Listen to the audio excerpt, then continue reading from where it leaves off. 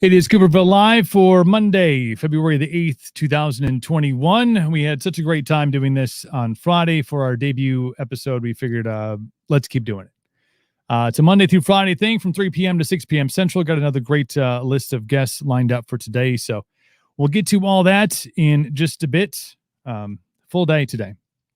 If you did miss any of Friday's program, you can check that out. It's on twitch.tv/NoLimitCooper. Otherwise, on the Cooperville YouTube channel. Did over 3 hours on Friday, nonstop. It was just continuing. I spent like the middle part of last week creating this little like break video. So like if, I had to use the restroom or needed a beverage or something, I could plop, this little 5-minute, we'll be right back thing on. But no, we didn't even use it at all Friday. Just 3 hours straight, 3 hours of conversating on Friday. Again, if you missed any of that, it is up. Twitch.tv/NoLimitCooper. And by the way, if you do have the Twitch app, or if you do go to that website on your browser, be sure to send us a follow. And we're trying to grow our Twitch empire with the live show. Also, the audio on all podcast platforms, we have it broken down into hours, so you can listen to hour 1, hour 2, and hour 3 on all podcast platforms. So Spotify and Apple Podcasts, the iHeart app. Also, we're on Audible. So the book app, they're now doing podcast, and Amazon Music, just getting into the podcast realm as well. So you can jump on board there and listen at your leisure. It's the great thing about it. It just lives on in infamy. But thank you to everybody who joined. We had thousands, much to my surprise, thousands of people who tuned in on Friday, and hopefully looking for that same kind of fun stuff today. By the way, wherever you are watching, thank you. Any of the comment sections. So whether you're on Facebook Live, or you're on YouTube, or you're on Twitch, if you have a comment or a question, or I may be throwing questions out there, feel free to throw some answers back in there. We can pop you up just like this. As my cousin Matt, thanks for listening. Thanks for watching. Still laid up after a post-surgery, after a leg break. It's been a week. It's been a week, brother. Hopefully you're doing well. Hopefully the meds are kicking in. But you got to be careful. Got to be careful with the medicine. Lots to get to today. Of course, it's the day after Super Bowl 55. I believe Rob Gronkowski is just getting up now. That makes sense. 4:00 Tampa time. So he's just waking up after the celebrations from last night. I don't know. Immediate thoughts on the game. The game itself, probably not as competitive as maybe it had been predicted to be. A lot of people were on board the Kansas City Chiefs bandwagon, and they should have been. But you really can't count TB12 out of anything. He had a great performance where he threw 3 touchdowns. The Gronk, being the Gronk of old, it's crazy. Outside of that, though, the Super Bowl definitely had a different vibe to it. It had a weird. It doesn't even matter who's playing. It's been 10 years since I've intently watched a Super Bowl with a horse in the race when the Packers went 10 years ago, and I mean fully focused on the game, was jazzed. But I've always watched it. Like every year, I'll watch the game. It's a celebratory thing. End of the football season. Huge football fan, so whoever wins, I just want a good game, which you didn't get. But the whole vibe of the Super Bowl was just, I don't know. There was not really like the super funny commercials. Yeah, Pete King didn't. Yeah, maybe it wasn't worth watching. The commercials weren't like outstanding. I talked a little bit on Friday about how Budweiser wasn't going to advertise. They did, but it wasn't that big iconic, Budweiser Bud Light commercial. They had one they were already running, which was the heroes, the Bud Light, heroes of old. They had the Real Men of Genius guy and Cedric, and they had the little football, the bottles that were playing football. That one was from the 80s almost, I think. but no real like funny, uh, great commercials that I think a lot of people who don't watch the Super Bowl necessarily for, you know, the sake of watching it. It had a real vibe to it.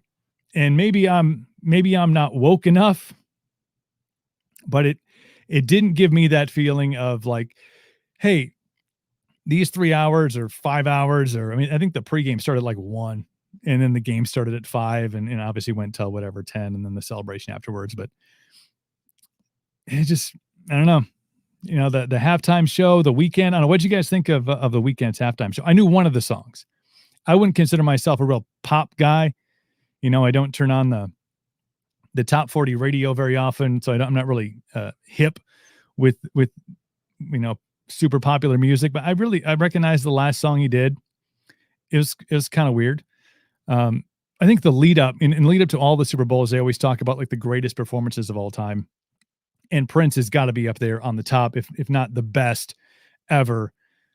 I'm not sure which one is. I mean, singing Purple Rain in the rain. So I mean, to go from something like that, even though it was a while ago, to even last year with J-Lo and Shakira. I mean, energy and just crazy and dancers and maybe it was, you know, well, COVID, apparently a jock strap over their face, which was odd. But I don't know, just didn't the whole game. Yeah, just really didn't do it for me. And Pete brings up a good point here. And I'll bring this up on the screen. The guy who streaked across the field was the most entertaining. It really was. I was fourth quarter when the dude jumped out, and usually they don't get him at all. Like TV will not, you know, they strategically do not show, you know, fans who jump into the stage because then you glorify them and it makes more people want to do it. I don't know. But the guy you actually got to see a little bit of the guy running across the field in the actual live feed of the game, which was impressive. But then as soon as you went on social media, you saw all the pictures and all the videos of dude. And hey, you know, the pink Borat onesie thing. You know, the one thing I thought of was like, that dude's been wearing that all day. All day he's had that thing on, just cutting him right in two until his faithful moment. I believe he was charged with criminal trespass. But he had a great spin move. You see that spin move that the dude had? Like spun out of a tackle. You know, I mean, if they went to replay, I don't know if he made the end zone. I think he came up about a yard short. But still, that was really the most entertaining part of the entire game. Even afterwards, I watched a little bit of the post game. I always like to see how people are reacting, and obviously Gronk was being Gronk, but just watching, like even watching Tom Brady, like it didn't seem like he was real jazzed about it. Like he was like, yeah, I don't know. It's very odd. It was a very odd game, and I guess all I took out of the sports weekend was Aaron Rodgers was the MVP, hands down. Yeah. Purple Rain in the rain, definitely the best. Yeah. And when they had him behind the curtain, he was just playing his guitar like a giant phallic symbol. Yeah. Memories, man. Memories of Super Bowls past. But it's in the books. You know, it was what it was. Now you know, if you're a diehard football fan, I guess now you get into kind of the offseason stuff, and you know, Packers are making coaching changes, and a lot of people are, you know, getting ready for the draft coming up in April. So, you know, the NFL does it better than anybody else. I mean, they can elongate their season better than anybody because fans are just like rabid. You get, you know, 17 weeks of the regular season. You get 4 or 5 weeks of the playoffs, and you get the Super Bowl. Then like, hey, all right, time to start making your mock draft. We got to keep on this stuff. No, but it was, you know, like I said, it had a different vibe to it this year. And if you recognize that, you know, maybe we're all rowing the same boat against popular opinion. Great show lined up today. My buddy Dan Marcon couldn't make it on Friday, but he will be on today. We're going to talk HR 127, which is the new resolution in front of Congress that they're talking about. If you are a gun owner or a potential gun owner, or maybe a believer in the Constitution, Dan's going to have some insight on that. And we're talking about some numbers from 2020. My buddy Steve Virginia from Black Label Nash is going to be on from the beautiful city of Nashville, Tennessee.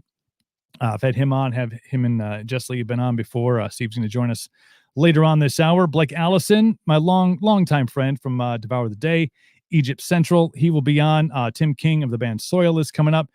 And a great conversation with my friend Eric Boatwright of Shallow Side. They're all coming up today. So we have an action-packed Monday show for you to all be a part of. Again, wherever you're watching, make sure you jump on the comments. Let us know that you're watching, that you're here.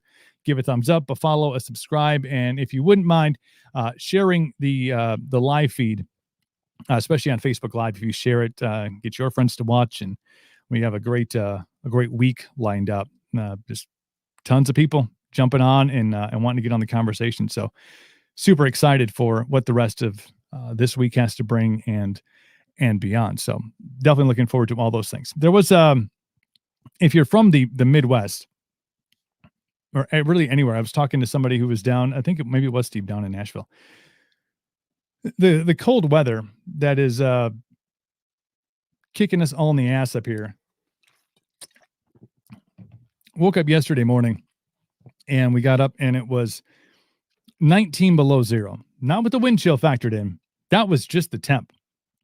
The wind chill was somewhere like 30 some odd degrees below zero.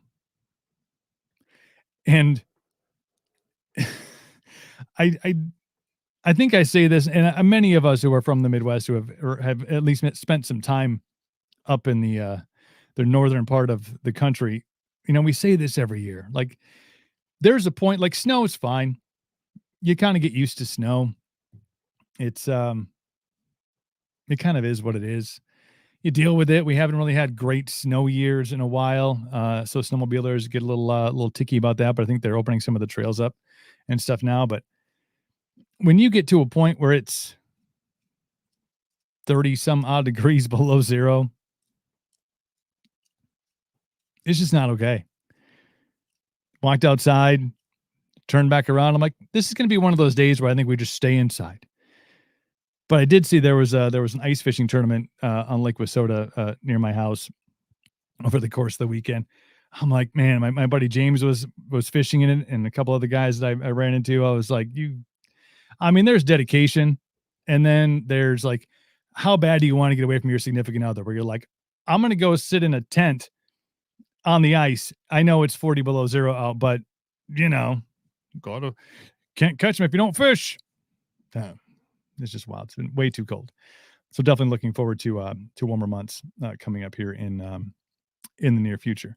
Lots of stuff to get to. We are, it was a crazy story that I wanted to bring up that I found over the weekend.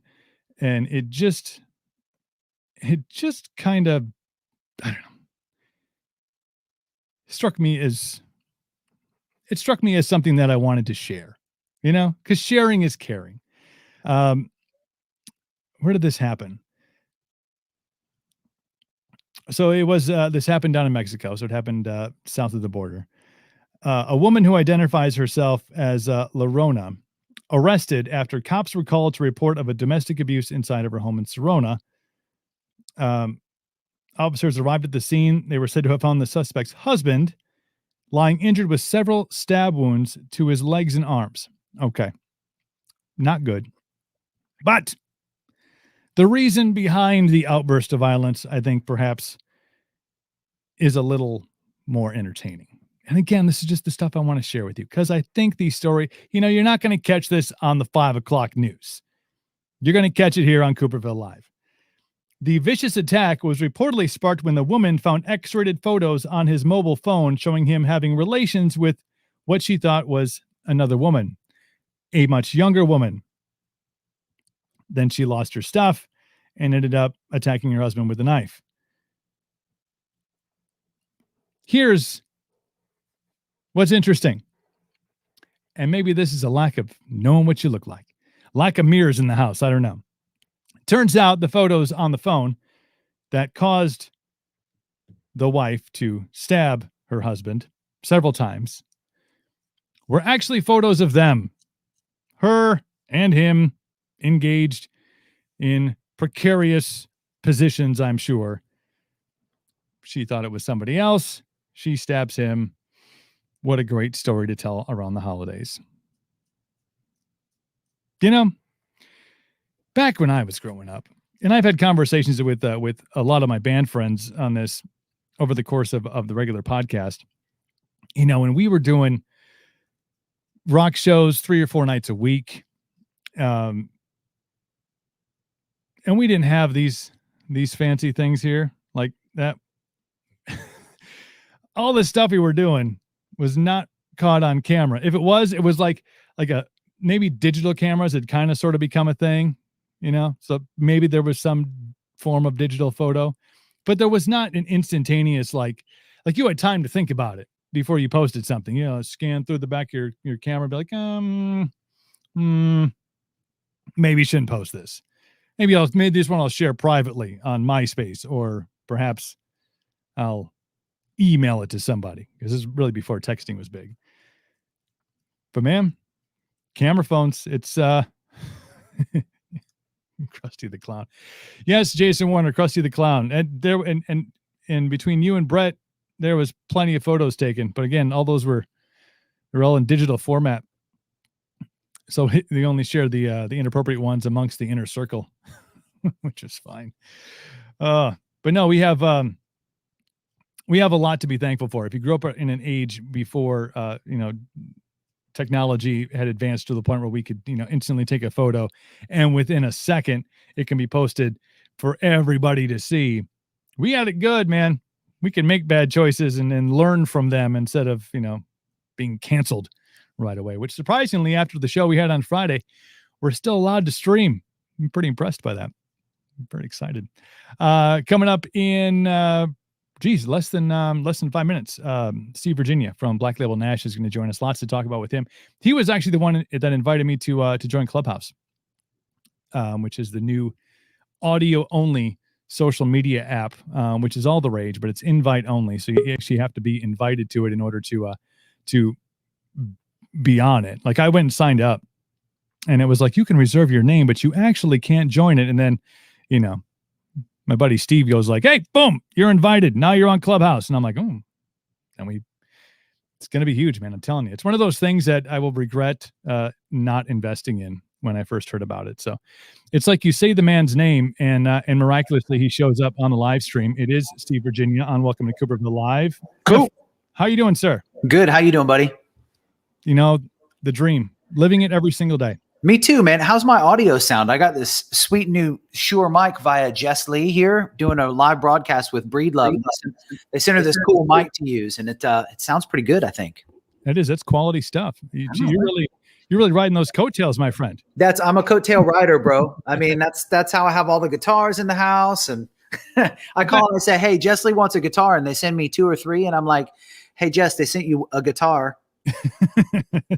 I have this other secret room that has all of the spares just in case. That's right. How you doing, my friend? Man, good? I'm good. How you doing? We're just doing the live show thing. It's freezing cold up here in Wisconsin. It's we have a wind chill advisory for like the next 10 days, which is awesome. Man, that's fantastic. How cold is it up there? I was just talking about this yesterday.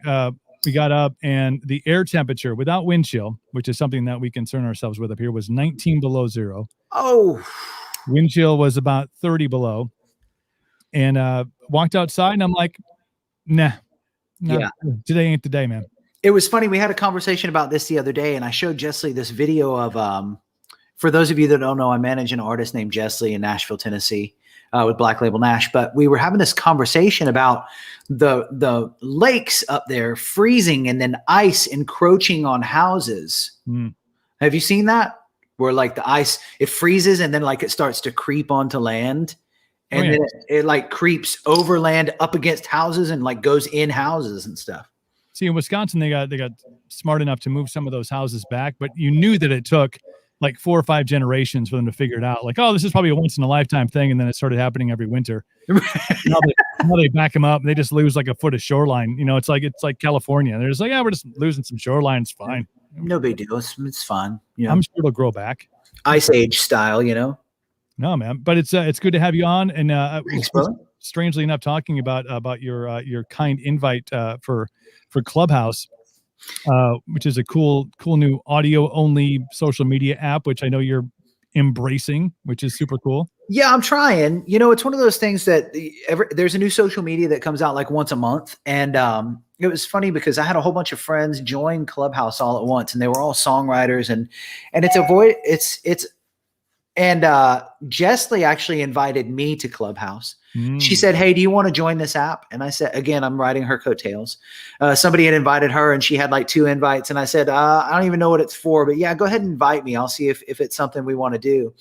And so I got on it, and it was funny because in the very first day I got in a room with some pretty big songwriters. I don't know if you know who Jonathan Singleton is, but he was in there, and Chris Wallen was in there. And between the two of them, they've had like 50 #1 hits. Right. And I'm sitting here like, wow, I'm talking to these guys like I'm in their living room.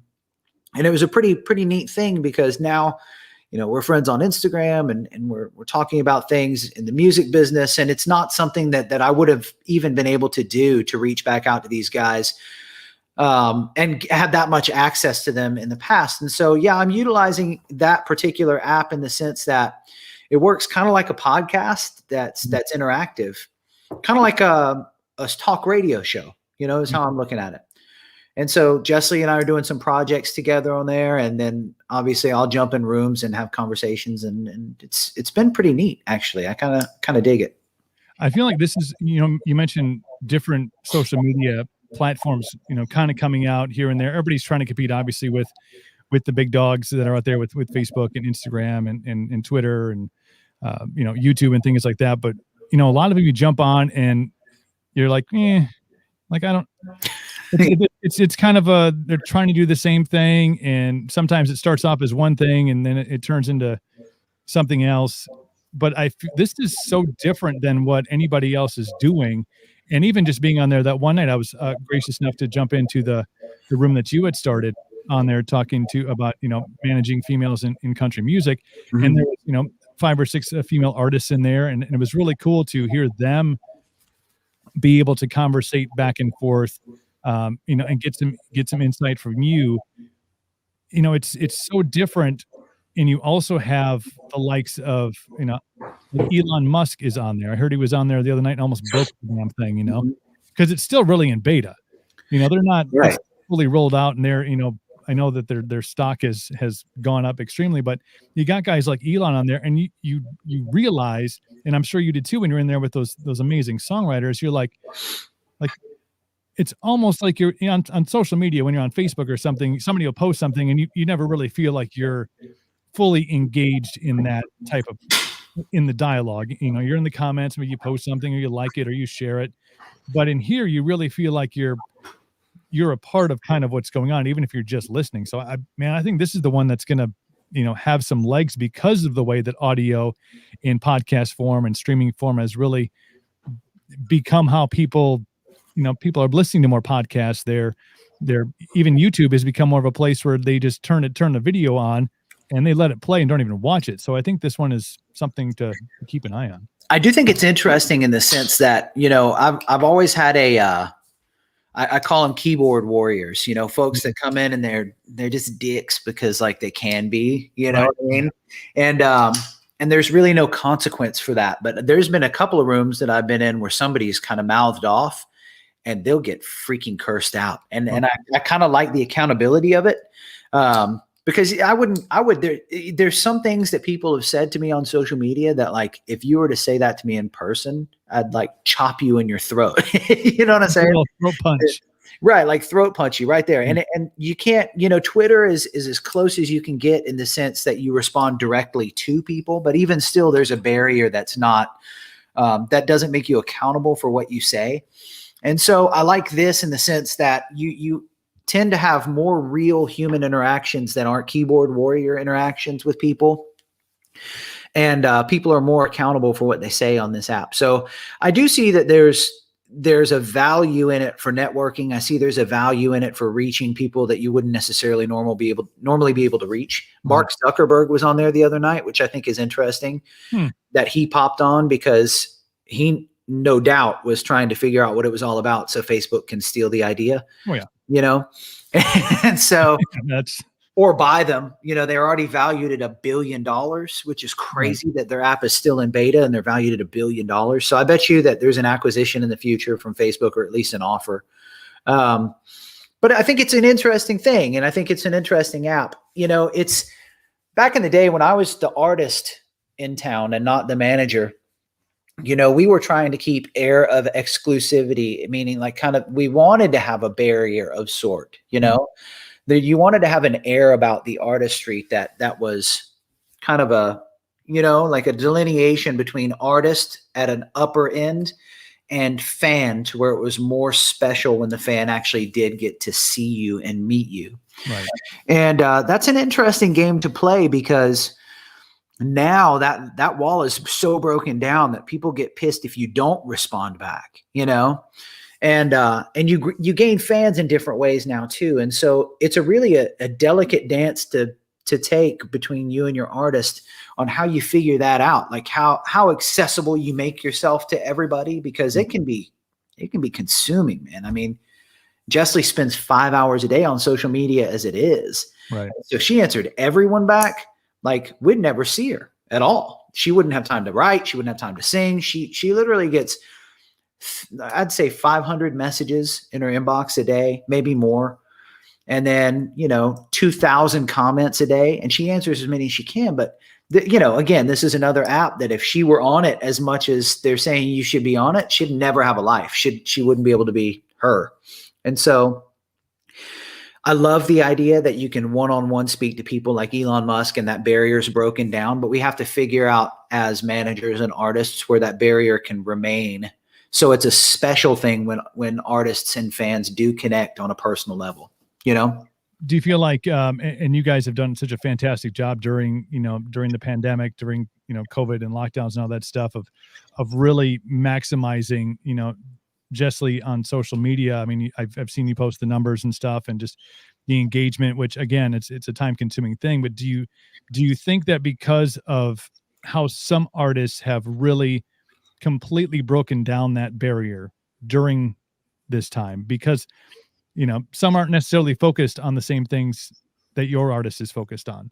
They're doing live free concerts on on Instagram, or they're really opening up, breaking down that barrier that you mentioned between artist and fan, that it almost feels like there's now an expectation, like, well, hey, so-and-so is doing this. And this is at any level of artistry, you know, from, you know, local, regional, you know, national talent, signed talent, all that stuff.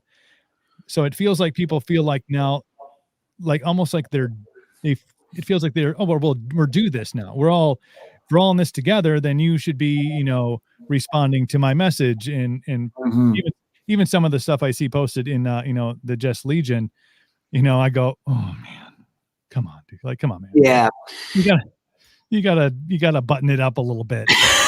You know, for real. There's several people that get offended if she doesn't message them back. But, you know, I think it's tough, because like, you do want to keep up with the Joneses in a way, right. But I think there's a delineation between the generation of artists that are happening now.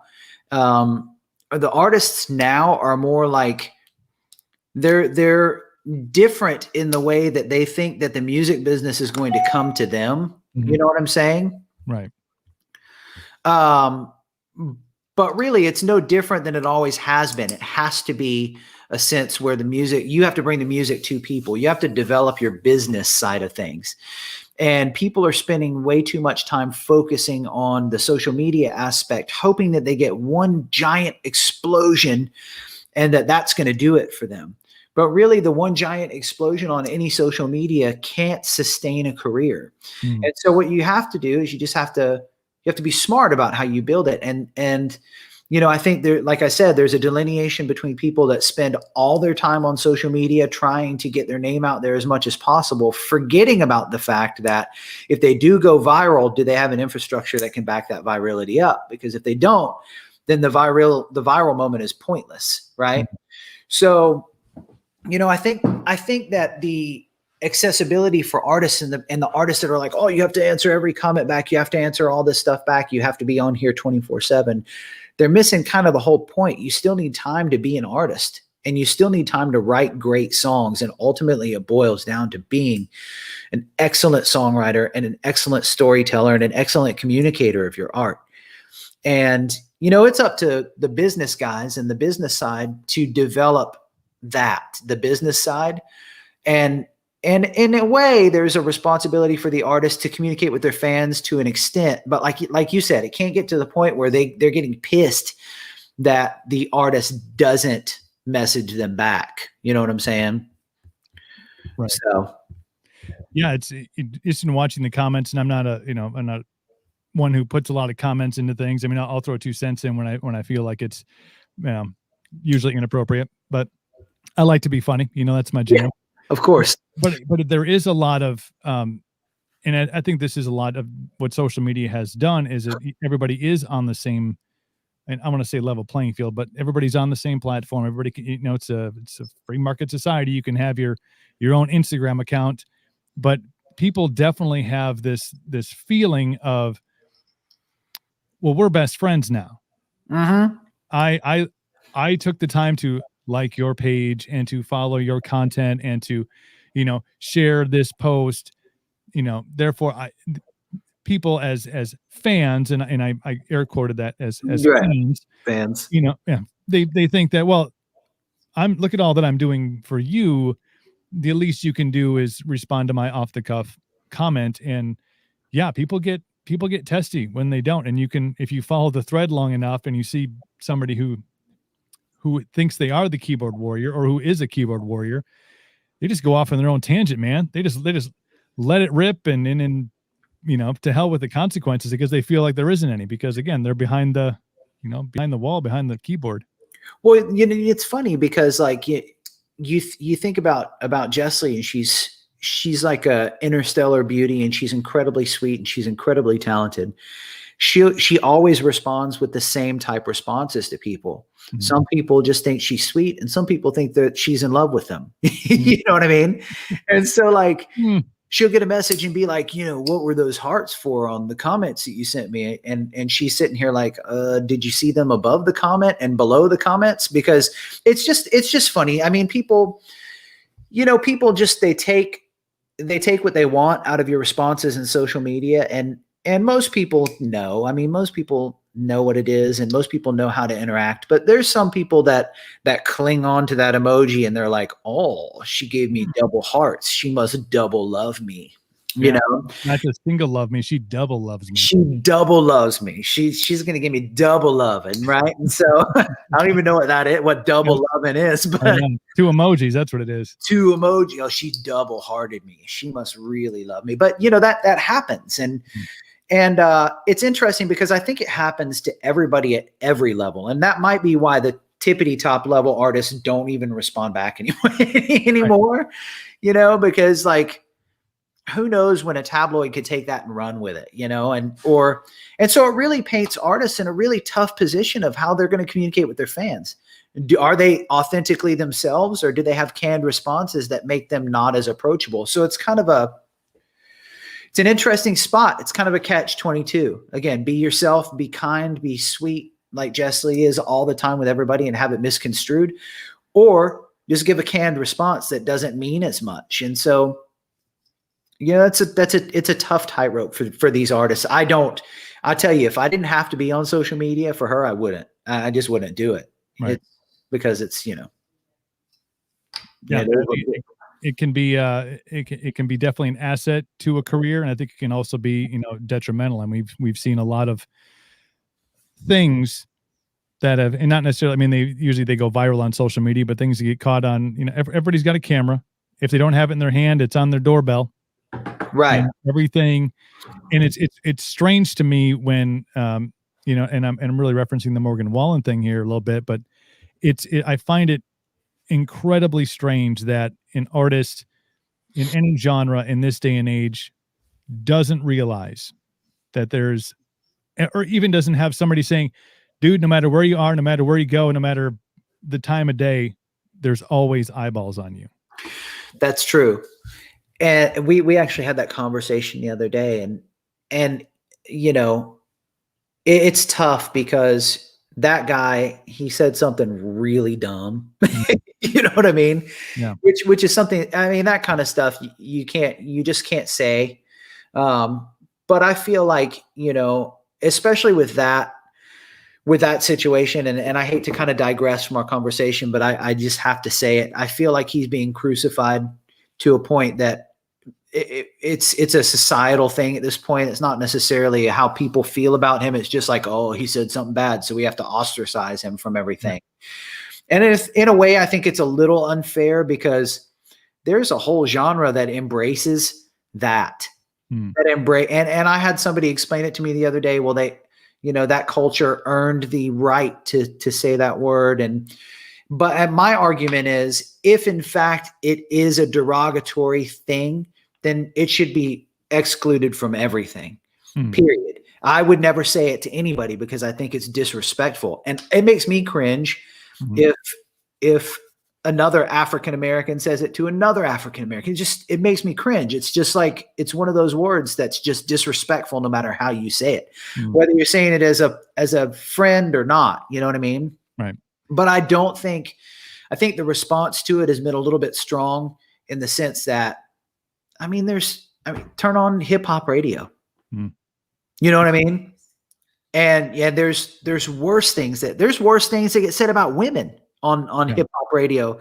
And that pisses me off, And so, and also I'm Italian. And so the Cardi B song kind of irritates me a little bit too. Let's be really honest. Yeah.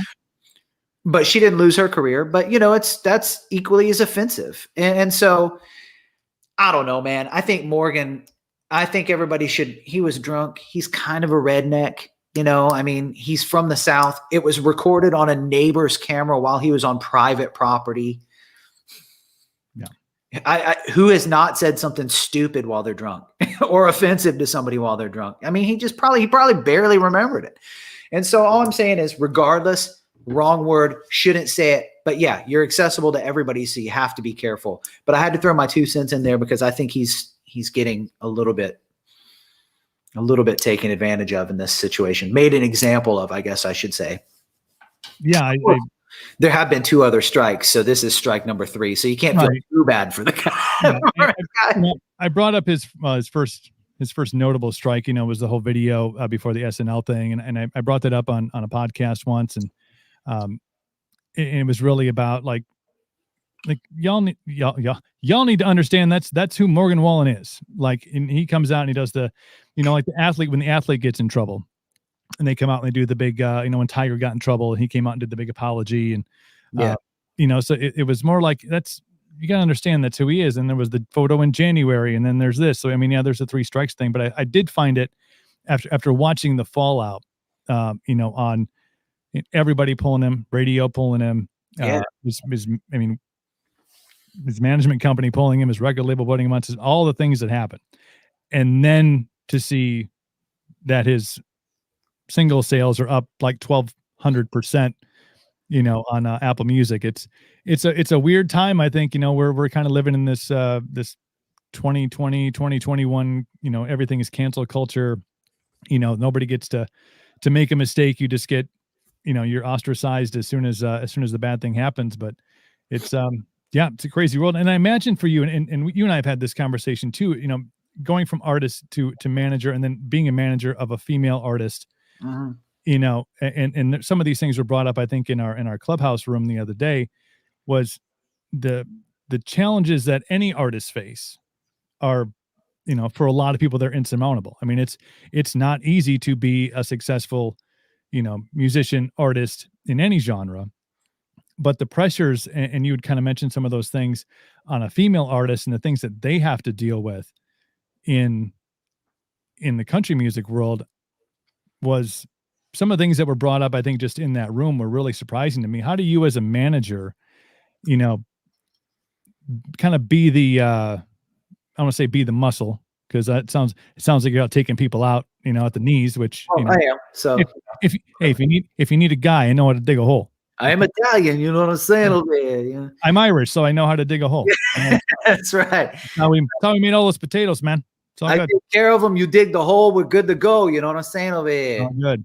But is that part of the, a part of your daily challenge is to and I think you above all have done this amazing job of again talking about those numbers that you see about the interactions and keeping Jessie at the forefront of this rising star without really any end in sight. But are the challenges, are they pretty immense that you have to deal with, or that she has to deal with on the daily basis down there?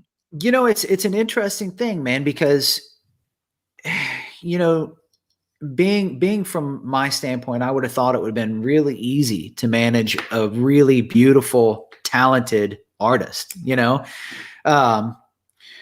So the challenges that women face, it's kind of like, yeah, I always call women the superior species, right? Because they're stronger, they deal with more pain, their bodies can do more miraculous things than men. All men do is just kind of sit around and fart and burp and scratch themselves, right? But women can actually create life. You know, I mean, all of the humans, all of them. They made all the humans, but I would have thought that there would be a respect level, because I come from I'm an old school guy, right? And so if I disrespected my grandmother, she would literally pick a Bible up and throw it at me. Or if I didn't hold a door for her, she'd smack me in the back of the head. Or if I didn't call her ma'am, or I didn't hold the car door, or if I didn't walk on the outside of the sidewalk. So I come from the generation where women are meant, they're supposed to be treated like women. They're supposed to be treated like commodities, right? But anymore, this goes kind of back to accessibility. Anymore, men get the wrong idea a lot. And so if a woman is kind to a man in this industry, they all of a sudden are interested and want to sleep with them, right? They want to sleep with them. And that's never the case. You know, with Jessie, she's been approached by artists, by managers, by booking folks, by club owners, I'm talking big artists and big managers who would say, hey, I'm coming in on my bus tonight. Why don't you come over to my house and we'll, quote, cuddle, right? And she'll be like, no, not really, but how about we write a song? And they're like, psh, whatever. You know, it's like, seriously, who would if you'd never go up to a female in public and say that? No. You know, you would never you'd never tell your mama that you talk to a girl that way. No. Your mom would punch you in your teeth. And so it has been pretty difficult. We've done a really good job with connecting her with fans. And, you know, she outpaces literally everybody on Facebook nowadays. Consistently one of the most engaged artists, if not the most engaged artist of the big artists out there. But the connection to other industry folks it's really tough because, you know, again, she's very kind and that kindness can be misconstrued. And so, yeah, we're having to fight this battle of putting a barrier between her and industry folks too. And it's a consistent fight, man. It really is. And you don't have to be ugly about it. You just have to be stern. And we've just flat out had to tell people before, hey man, you know, your intentions are in the wrong place and you don't have a place on this team. Like we had to do that with a PR person who like immediately was like, yo, can you hook me up with her? She's really hot. And I was like, no, dude, we can't. So you should go find another client, you know? And so there are challenges. I'm not saying that it's impossible because I actually think that once a female breaks, they break really hard, you know? Yeah. But it's the actually getting to that level and breaking them and making it to where they can have the respect they deserve, not only as artists, but as women. That's the tough part.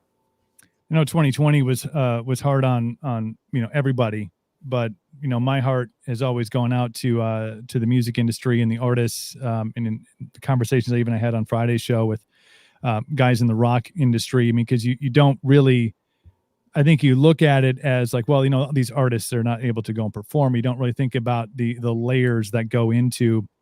It's not just the artist.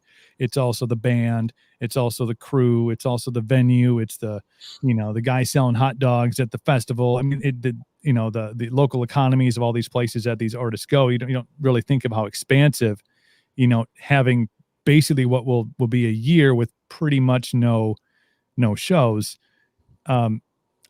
what have you guys done, in the last, it's like I said, it's coming up on a year in March that there's been not a whole heck of a lot to go and do. How have you kept, active with writing? Obviously the social media thing we kind of talked about, being engaging on there. I know you guys are doing a ton of really cool, acoustic releases. Some new songs have come out, and a lot of, work behind that. But what's kind of kept the sanity going on down there while we've kind of all been in, music land? Well, that's a really good question, because there's been this real thin line of sanity and insanity being had with everybody. Because, if you're talking about building a business, is what you have to do with any artist, right? To make them be able to sustain their career. Half of that business is touring. Well, actually, probably 80% of that business is touring. And if you're not getting fans on the road, music to me is a real visceral thing. I mean, like your idea of going to see a rock show, it's like, it's not really the same if you watch Foo Fighters on TV, or you watch them on a live stream. Yeah. You want to be there, and you want to get sweated on, and you want to throw beer around at people, and so it's a little different. It's a different experience. And so we've had to really focus on the things that would develop the career digitally, and try and embrace different technologies, and try to embrace partnerships with companies to try and expand our base, so that when it is time to go out and touch fans in a person on person way again, that we can do that effectively. And trying to keep people engaged through all this is really tough too, because now that the industry has saturated itself with streams, and it's saturated itself with more music and more video and more than ever. Mm-hmm. And so standing out with that is really tough. So you have to get really creative in what you're doing. And even still, our tour this year, we're putting together an alternate kind of tour this year, which I can't really talk about just yet, but we're generating dates where we're not relying on traditional venues to give us concerts. Mm-hmm. And so it's really forcing managers and us as business people to think outside the box. And so a lot of this time has literally been spent, man, here's traditionally what you do with the record business and with the entertainment business, but that isn't going to work. So what do we do now? Because, like we had 20 shows in Paris booked, and we can't get on a plane to go there. We had a headlining festival in Spain booked. We can't get there to go do it. And nobody would be there anyway, So what do we do to keep it going? Yeah. So what do we do to keep it going? And so I think it's a combination of developing your brand awareness, on digital, and also being able to take advantage of that brand awareness once everything opens back up, or creating your own opportunities moving forward. Make sense? Like, I know that's really ambiguous, because like we have a lot of things going on I can't really talk about just yet, but when I do, you'll be like, oh, that makes 100% sense, Well, I think it's given a lot of artists and management. I mean, when you're not given a choice to do anything else, like you have to be innovative, and you have to learn new ways to not only keep your artists relevant, because you know how this industry works. The music industry, if you go silent for so many months, all of a sudden people tend to not to forget that you exist necessarily, but they're like, oh yeah, that's right, I used to be a big fan, but then I didn't hear anything from them for so long. But I think what you're doing socially to keep her in the light, and to plan things that are not traditional, because I think that's going to be kind of how things lay out, if not just for 2021, maybe 2022. It's all kind of a wait and see game at this point. I'm hopeful that some festivals stick to their guns and keep them open. Like I'm hopeful for Country Fest in Wisconsin this year, and same. But it's hard to tell. It's like all of a sudden everybody's not wearing a mask in Tennessee, and so I'm sitting here thinking to myself, well, this is interesting. This is an interesting turn of events, and everybody's going out and doing things here too. So it's like a month ago everybody's pretending it's the end of the world, and now it's seems to not even really be an issue anymore. And so I'm interested to see what the next 2 or 3 months brings. And, I'm relatively certain that me and every member of my family and all of my friends and our entire band and all our entire crew has all had COVID over this time. Yeah. And so we're part of the herd of getting the herd immunity. So I'm hoping it opens back up. If it doesn't, then we're gonna proceed with, even if it does open back up, we're gonna proceed with our alternate concert plans and really develop something that's never been done before, in the sense of bringing music to people in a very safe but non-aggressive way. But it's still going to be on a big scale. So, it's really interesting. I'm a music anarchist, and I'm always looking for an excuse to do something different. And Right. And this is a great excuse. I mean, and if it doesn't work, then you can blame it on COVID. And failed. Wasn't me. It wasn't me. Pull the Shaggy, like it wasn't me. I didn't blame the COVID.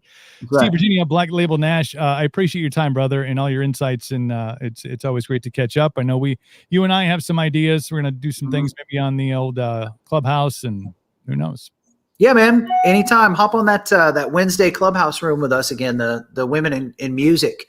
We broadened it to be women in music and not just women in country music. So, all you ladies listening, hop in the Clubhouse, and Wednesday at 8 p.m. Central Time, we're doing women in music, talking about issues with women, triumphs, tragedies, everything like that, and giving advice to women on how they can overcome adversity.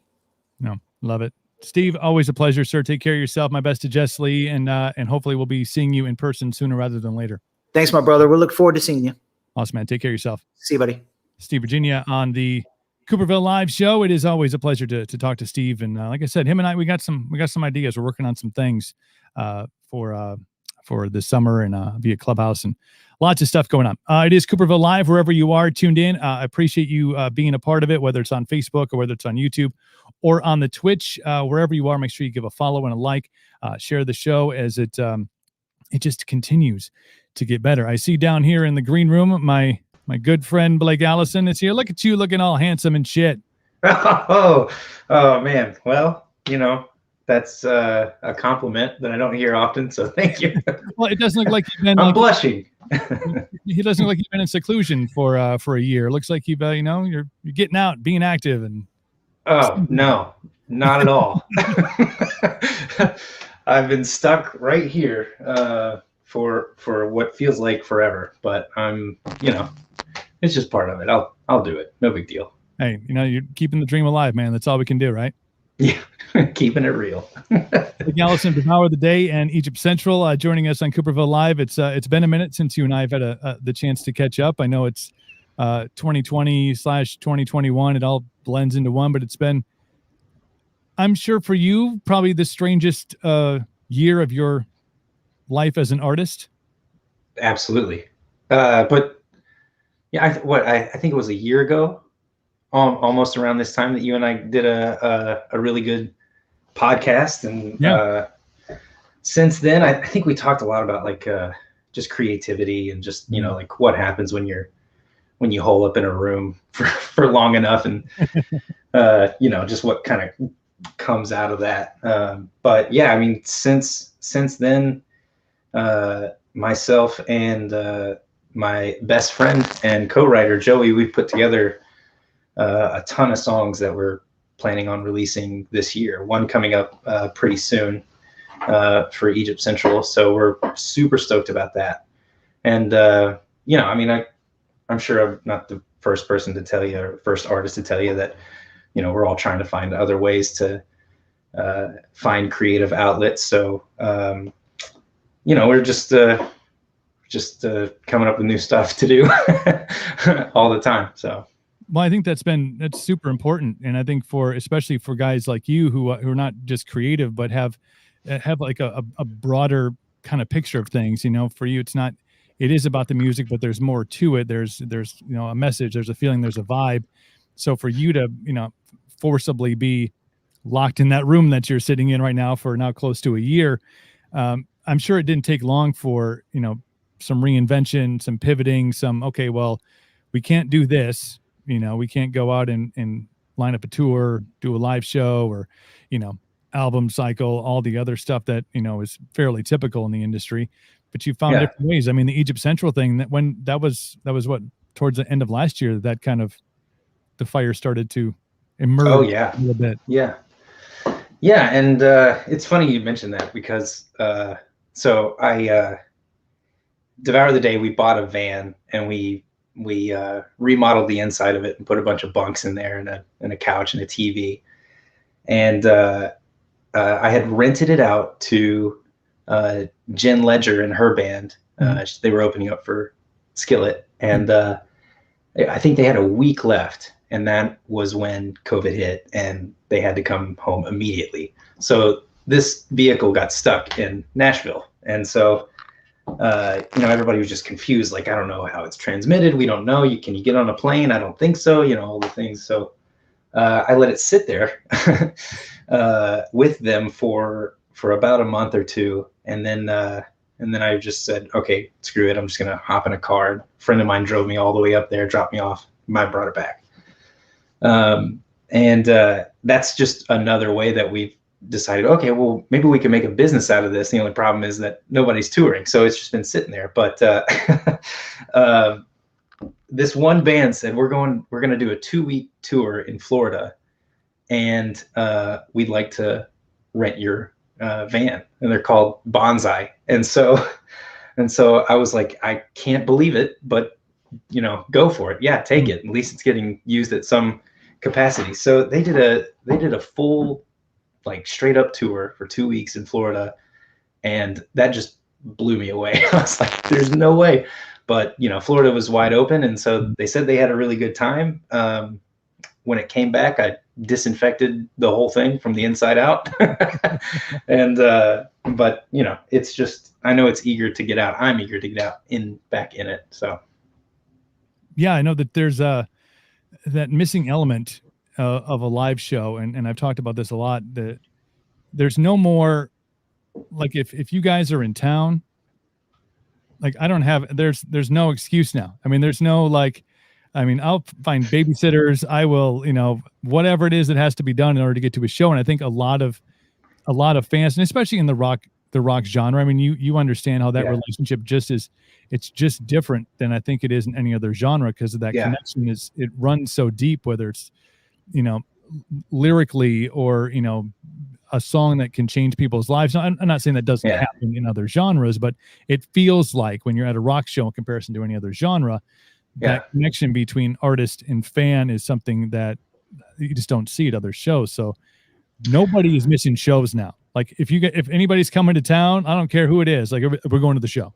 We're not no, never again. It can be taken away like that. We're not missing the show. Oh yeah. Yeah. I mean, it definitely highlights how valuable the community is around, especially in the rock world. I mean, to me, it's a very specific thing. It's unlike any other genre, because there's something, I don't know what it is, but there's like a tone with rock and metal music that you get the most opinionated people, but also the tightest friendships and the tightest, I want to say brotherhood, but there's a lot of women out there too that enjoy rock music, but it feels like that. And some of the best friends that I have, our connection is our choice in music. And I think that's what makes rock music specifically great to me.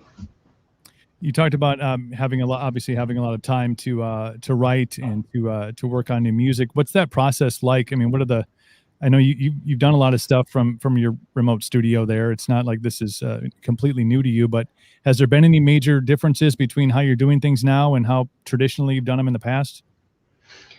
Not really. Yeah. I mean, other than going to a studio to sit down and hash ideas out together, this forces us to come up with ideas independently and pass the torch, if you will, for a song until it's completed. And I don't know which one is better. I couldn't tell you which one I prefer, because I'm so used to this that I think I would just be surprised to be in a room with more than 3 people not wearing a mask. So I would say that it's really tested my ability to put something down, you know, not to get too obsessed over something, and flip flop between projects. I mean, I think writer's burnout is a real thing, and you know, you involve enough people in your writing process, and you kind of want to turn songs over quickly. Like, look how fast I came up with this idea, and you know, turned it into a real thing, and then you know, handed it to you. I think that's just, you know, I don't know. I mean, that's the pressure that I feel, at least. And so, you know, I think that being able to, you know, work on something until that burnout point, you know, until you start to feel that, and then just switch over either to another song, or maybe just to something that's, you know, totally new, and spend some time in there, or just, you know, answer some emails, you know, just do some average, you know, some everyday things. I think there's, specifically for me, it seems like whenever I'm doing something that is kind of laborious or just with my hands, I tend to subconsciously continue to work on whatever hurdle I'm at in a song.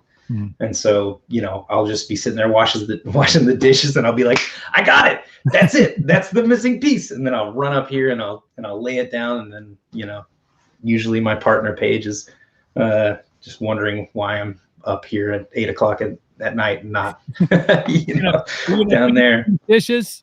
Blake, you gonna finish the dishes or no? just let me get this down. You know. Real quick, so I'll be there to rinse and dry. Just give me a second. Yeah, she's like, "Are you working on another song again, Dewey?" And I'm like, "No. You're not writing a song right now, are you?"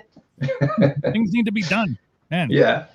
Do you feel like just with not even just the chaos of COVID and the lockdowns and all the things that pertain to that, but just the environment that we're all kind of navigating through right now, has it affected your songwriting at all? Do you feel like you're going to different places, and your music is always, I mean, it's always has this other level to it. It's never really, you know, you don't write stuff on the surface, you know, it comes out and there's deeper meaning, and there's deeper levels to it. But do you think that because of whatever it is that we're going through right now, whatever, you know, the extension of 2020 into, you know, 2021, do you feel like your writing is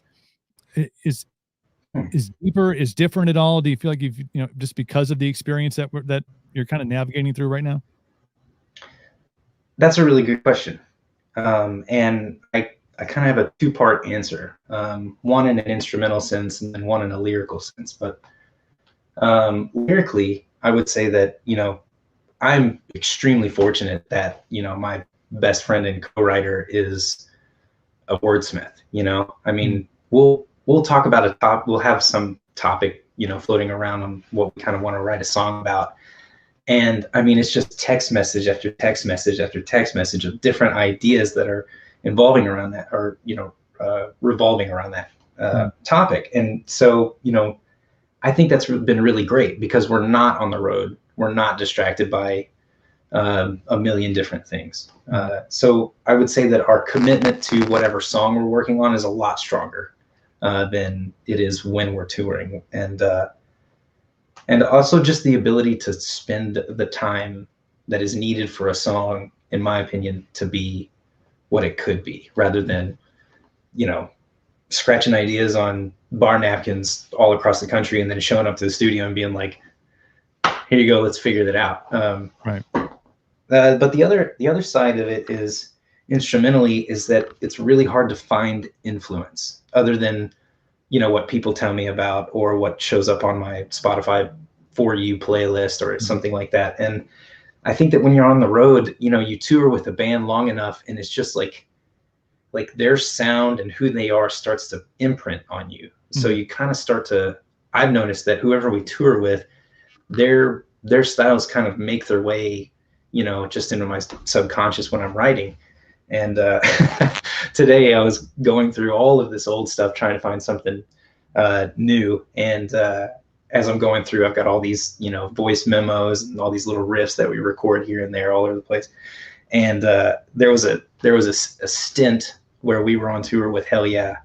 And everything that came out, or everything that I put down during that time period, was super heavy and just so much energy and just drums like da da da da, the whole thing. So, you know, that kind of sucks. I noticed that, you know, today, like I miss that influence, you know, that drive to, I would say, you know, reach a new pinnacle on a certain style. Like I want to make a song that sounds like this and then go for it, you know, and I feel like when you're in the studio, or when I'm in this studio, I'm just kind of developing what I already know, you know, and standing on the mountaintops of things that I've already accomplished, rather than finding new mountains to climb, if that makes sense.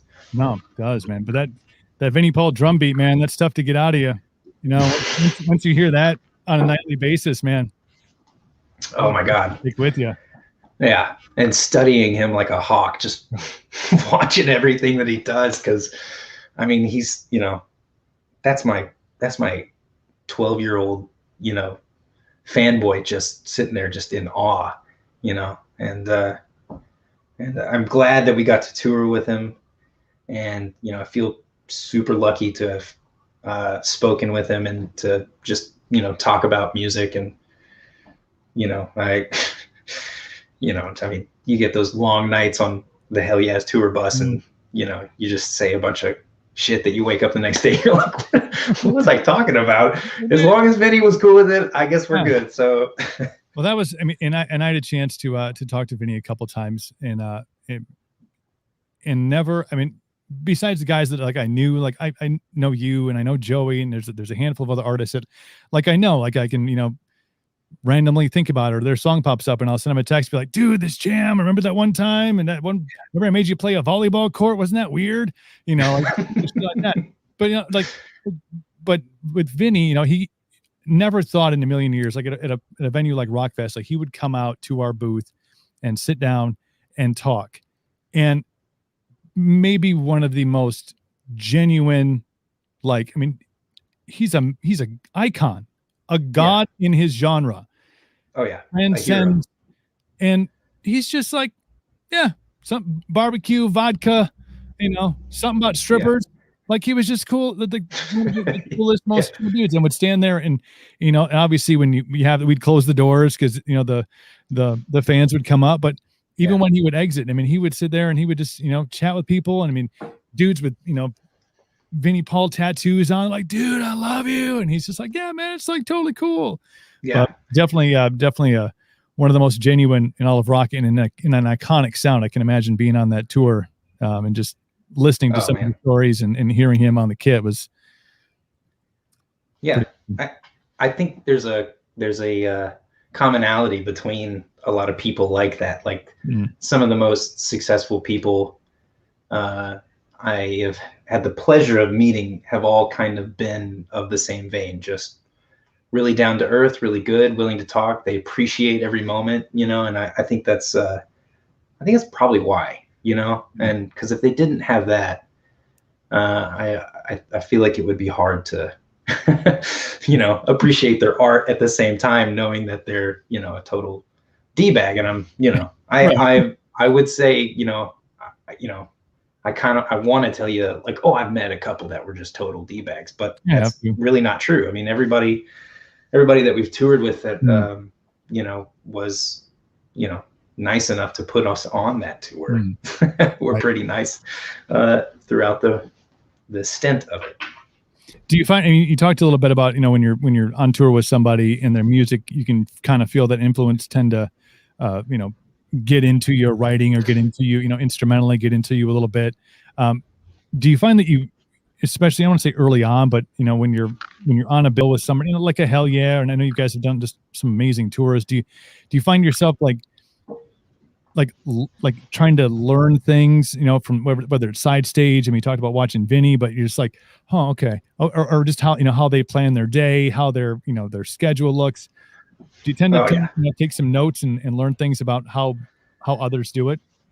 That's another really good question, because, you know, obviously, as they say, imitation is the best compliment that mediocrity can offer. I think something like that. But that naturally, when you watch somebody doing something great, you're like comparing yourself, and, you know, comparison is a really dicey game. But there was one band that really stood out as far as their willingness to share their production, you know, their how they do things and like their day to day. And so there's you know, obviously you know Skillet, right? Everybody knows Skillet, right? From the great state of Wisconsin. Yes. Their team, their crew, Kyle Baker, Scotty Rock, I mean, everybody, Hanson, their lighting guy, Ted, their sound guy, Tate, their merch person, you know, all of those people were so accommodating to us. Like, what do you need? Every day, like, what do you guys need? Oh, you want catering? No big deal. You know, here you go. And their willingness to share how they run their show and why it's so streamlined, why every night they sound so good. And so that was just inspiring. It's like, I want to be that same person for whoever we go on tour with. If there's a band that is opening up, or if there's a local guys, like I want to give them that same feeling, because that's, you know, you can't replace that. And the story as it is, though, it goes that they went on tour with Nickelback, and Nickelback's crew, and even Chad they were just super nice. Like, whatever you guys need, you know, they showed them how they run their show, and they showed them a lot of their production skills and whatnot. And so, you know, in a way, I guess that's, you know, that's how you would really want to leave your legacy as a touring roadie, as somebody that just, you know, was awesome and, you know, didn't really care too much about, you know, their intellectual property. I guess it is. I don't know. I mean, I think it's great insight to see that it's things that are handed down like that it's their, not necessarily that they're that, you know, the Skillet team was that way because of how they were treated by Nickelback, but you do see that commonality, even with a band as big as Nickelback is, you know, still has an element of like, hey, here, what do you need? Here's this, you know, we got this, you know, showing them the ropes, and then, you know, and then in turn they pass that along to you guys when you're on that tour. I think that's, it's good to see that, you know, that exists in music, in the genre, that there's camaraderie, and especially when you're on tour with somebody. If you're running, you know, whatever, how many 15 date tour over the course of 3 weeks, like, it'd be really cool if we could all get along. We all just, you know. I hope we stay friends. I hope at the end of this, you guys are still cool with us. Right. It'd be nice to do this again sometime, but I think it's super cool story. But do you guys have, I know, you know, you talked about new music and stuff. What is in the crapshoot that is the rest of the year? Because nobody really knows. Do you have hopes of getting back out and playing shows? And, you know, is there things in the works? Are you talking to people? Like, no. I mean, we hope, we want to, but is touring a real thing? I don't know. And that really sucks, because you cannot, and we've obviously, I think the entire music industry is trying to figure this out. You cannot replace standing at a merch booth and shaking somebody's hand, looking them in the eye, and them, you know, just the you know, I hate to say it, but, you know, an artist, obviously, whenever somebody pays them a compliment, it should mean a lot to them, you know? And, you know, there's no real chance of that other than like a comment thread or things like that. And, you know, I hate to say, I mean, it sounds vain, and I hate that I care about it a lot, but, you know, being able to talk to people and for them to celebrate music, that's just something you can't replace.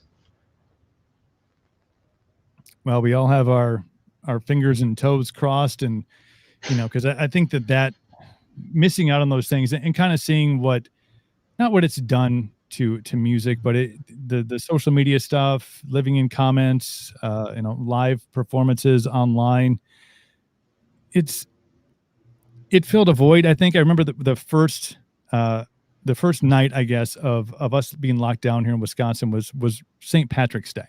I mean, of all days, it's like my favorite holiday. But I was like, Are there any other holidays? I mean, yeah, apparently there's something in December that the kids get all excited about. I'm not sure. yeah, But not for me. But Dropkick Murphys, who always plays on St. Patrick's Day in Boston, did a live stream, full on concert, in an empty room, and I was like, this is going to be really cool. And I watched it, and I'm like, man, it's just, you can't. And I imagine for the artist, I imagine for them, I imagine for anybody who's trying to get up and do kind of that, that show in a venue. Yeah. People there, or the camera guys, even those are probably remotely run. Like, it's God. I mean, I've seen you perform, Blake. I've seen that energy. I've seen the hair in the face. I can't even see or anything going on. It's just fucking craziness is happening. I imagine that kind of energy is really tough to pull out when it's you and to do with an iPhone. Oh yeah. No, thanks. Hey, no thanks. Jeff, really excited that you're here, buddy. Shake the camera. Make sure it's oh my gosh, fill a beer on it. That would be awesome. Yeah. No, I want to see. No, but getting back to live shows, I think that's not just for obviously financially for the artists, and because that's between the show and the merch and all those things, as far as making a living goes, but you're doing this for a reason. You're in this industry because you love it, and you probably started loving it not necessarily inside of a studio, which became part of it, but being in a garage, playing at a bar, playing at a party, and then all of a sudden playing on some of the biggest stages in the world. I imagine you itching to get back out there and do your thing. Oh yeah. I mean, I love being home. Don't get me wrong, comforts of home, but I mean, being at home this long for the first time in, I don't even know how many years, it's allowed me to grow some roots in my hometown. And I don't want to sound like a rom-com, but it's been great, coming home for Christmas. But I really do miss it. And there's also, just the outlet of being able to get on stage and perform. I mean, it's in a lot of ways it's athletic, it's athletic, and it also is just a really great release for stress. And there's not really a whole lot of that, obviously, other than just working out not in a gym, and so there's so many reasons why I want to get back on the road. And when it happens, I feel like it's just going to be like it. I was talking about this the other day. It's going to feel like everybody's 18 again. And it's the first time they've been able to go somewhere completely on their own with their friends. I mean, it's, like, this will be the first time I get to go to a concert, that's what I feel like that's what it'll be like for me, especially that first show. And also too, this is going to sound kind of silly, but I feel like there's all of these artists that are spending all this time in what would be like a pre-production for their show. Mm-hmm. I feel like a lot of rock, which is like meant to be raw and loose and just dirty and not supposed to sound perfect. I feel like a lot of bands are going to sound really, really good. Mm-hmm. And I feel like their productions are going to be really great. I mean, they're going to have new songs. They're going to have practiced, hopefully, this whole time, or not, whatever they're thinking. Virtual practice Zoom. Yeah. Naked drummer. Get your pants on. Yeah. So, I think that's going to be something really interesting, and I know it'll come back, but who knows when. Blake Allison, Egypt Central and Devour the Day. I appreciate your time, my friend, and hopefully, all things crossed, we'll be seeing you in person sooner than later, man. Yeah, I hope so. All right. Take care of yourself, my friend. Will do. Thank you so much. Man, appreciate it. That is Blake Allison from Devour the Day in Egypt Central on Welcome to Cooperville Live. Thank you all for being a part of it today, whether you're on Facebook, you're on YouTube, you're on Twitch. Really appreciate the time and being a part of this new adventure as we chat with all the good folk, including my good friend, Mr. Tim King of Soil. How you doing, my friend? Hey, how are you, buddy? Not bad. Yourself? Oh, pretty good. Hanging in there. Good. Well, thank you for being a part of the show. I appreciate you taking the time out. Oh, absolutely. It was really easy to log on. I was sitting here coming up here early going, I got all the mics placed and all this. One What do all click, these- here we are. What do all these buttons do? I don't understand. No, man, it's good to see your face, though. Oh, you too, man. It's been quite a while. It has been. I think we hung at Rockfest a couple of years ago, and you guys went and torched the stage, and life was back in the old days when we used to do concerts. Yeah, exactly. Like more than 5 people could go and watch it. Right. And it could be shoulder to shoulder and not 6 feet apart. Exactly. How you been, man? Oh, good. I mean, you kind of get sick of the same old, oh, hi, hold now with the pandemic and stuff. And it's just like everybody's, in the same boat and stuff. We can't tour and things like that with the band. But, I've been really fortunate because I have the record label Pavement Entertainment. Yep. And that's been going really well. Surprising. A lot of people, have gone and with all the pandemic stuff and turned to music and film and things like that. So, it's been a great outlet for it, and I'm glad that we've been able to provide it, but really itching to get back out there, with the band and play out and stuff, as I'm sure everybody is. In fact, next week will be 1 year since we've played a show as Soil. So that's the longest we've gone in 20 something years without playing an actual show. So it's weird, Have you had a chance to talk to the guys, or kind of maybe get on a Zoom conference or however the kids talk these days, because obviously there's there's no in-person hangouts, but when you guys get a chance to talk to one another, I mean, do you have to say things to keep each other's spirits up? Because I mean, 20 years in knowing how much you guys pounded the pavement, I mean, you weren't like, we'll do a show here, we'll do a show there. I mean, you guys came out with a vengeance. Has it been a struggle? I mean, it's been really weird. We're all jonesing to get out there. And, the funny part about being a band for over 20 years is when you're not touring, you're wanting to tour. And then when you're on tour, you're like, oh, I can't wait to go home, and stuff like that. But I think this break really made us appreciate just being together and being able to play on stage and being able to feed off that crowd and meet people and be in different places. And, if anything, it made us, appreciate it a lot more. It's easy for a band of our age to sometimes take it for granted or to get a little burnout with it when you've been doing it for so long. But this definitely clicked the refresh button. And, we've been throwing a lot of ideas around at each other with new music, and we've been recording stuff back and forth. It's a little difficult because everybody's in a different state and social distancing, and we're all kind of having to rely on doing it, sneaking into a studio here or there, trying to do it at home with our improficiencies in engineering and stuff. We talk, I talk to the guys all the time, we text each other and things like that, but yeah, we're really itching just to kind of get some new material together, which we've been working on, and to actually play a show here or there soon. I imagine that's got to be one of the biggest challenges. I mean, having, again, with the longevity that you guys have had, and to a point where you probably know each other on so many different levels. And when it comes to recording a song, there's probably a formula to do that. And now having to figure out new ways and new avenues and new, I have this, I recorded this on my phone, I'm going to send it to you and you can listen to, I mean, is it like a learning process of how to get music or even try to formulate a song in this pandemic? Oh, I'm not going to lie.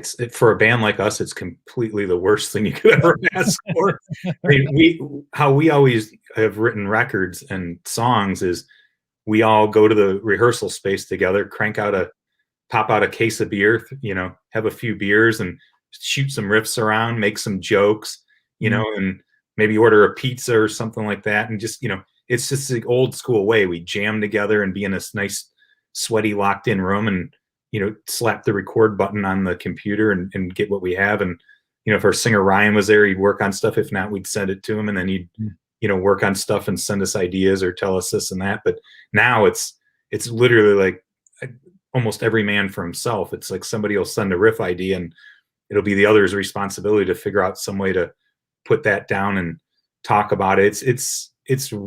It sucks. The honesty, it sucks. Yeah. I mean, but we're doing it the best we can. We're, as the old guys, trying to come trying to do things in the new way, but we're making progress, and hopefully when everything opens back up, we can get back to a little bit more of the old school way of doing it. But we're probably hoping to have some stuff this year that we can present to people, because it's been quite a while.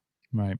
As far as the pavement stuff goes, have you, because obviously you were part of pavement before and now during, has that process, changed at all? It sounds like that's, maybe you can have more eyeballs on it. You can have more things, maybe a little more innovation with your artists during all this.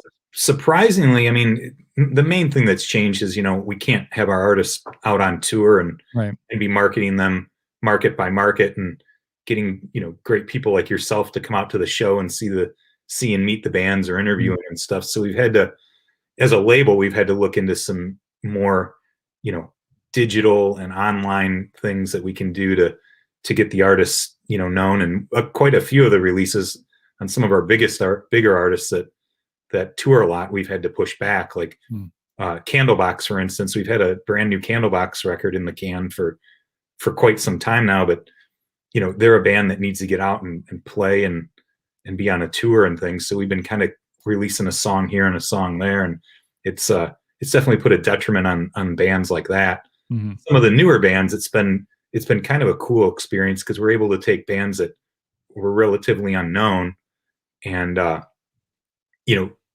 put them out and get them exposed in a new and innovative ways that don't necessarily have to do with touring. So we're building fan bases and stuff off of social media and YouTube and Spotify for some of these younger and newer bands. But for the older ones, it's a bit tricky, because they do rely so much on being face to face and the interaction and just the way that it's been.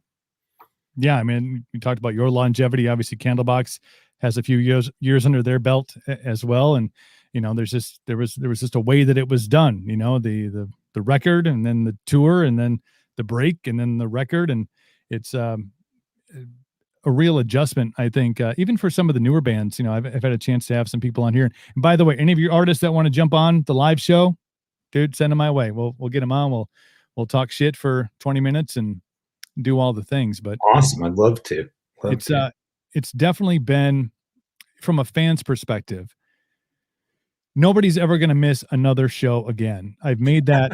I've said it repeatedly. I'm like, if Soil, if Candlebox, if anybody is in your town, realizing now, and this I think expands beyond just live shows, but I think having this industry be, obviously one of, if not the hardest hit because of all this, people now realize all the things that they took for granted, or those guys, they'll be here in they'll do a spring stop, and then they'll be here in the fall. Obviously the festivals, they could be there. Like, nobody has an excuse not to go out and see a live show. Like, I'm going to start my own band just because I'm like, people will come out and see me. They need something to do. They'll come see me, play the washboard or the ukulele or something. It'll be amazing. But nobody's going to miss a show, I don't think, after this is all done. No, as long as it's a safe thing to do, and the COVID fear is gone. I think it's it's a terrible thing that's happened, but in a way it might hit the refresh button, exactly as you said. There was a point where it just got around to where everybody's like, oh well, it's tough to sell music, and there's all this there's streaming and stuff like that, which doesn't pay out that much, so everybody needs to go and play live and sell merchandise. Well, that wasn't really the answer, because it just super saturated the scene so much that how many shows can you afford to go see in a week? Right. And when that happens, the draw goes lower. The club can't pay out as much money to the people that are playing and stuff. So I think now everybody's going to have more of a, like you said, a renewed reason to go out and really make it count, and not be like, oh, I'll see them next time, or take it for granted. So, I mean, there might be a silver lining in the cloud to it, even though it's been a disaster of a time for a lot of people, Yeah, man, it's been a wild year. Everybody thought, once 2020 happened, everything was going to be good.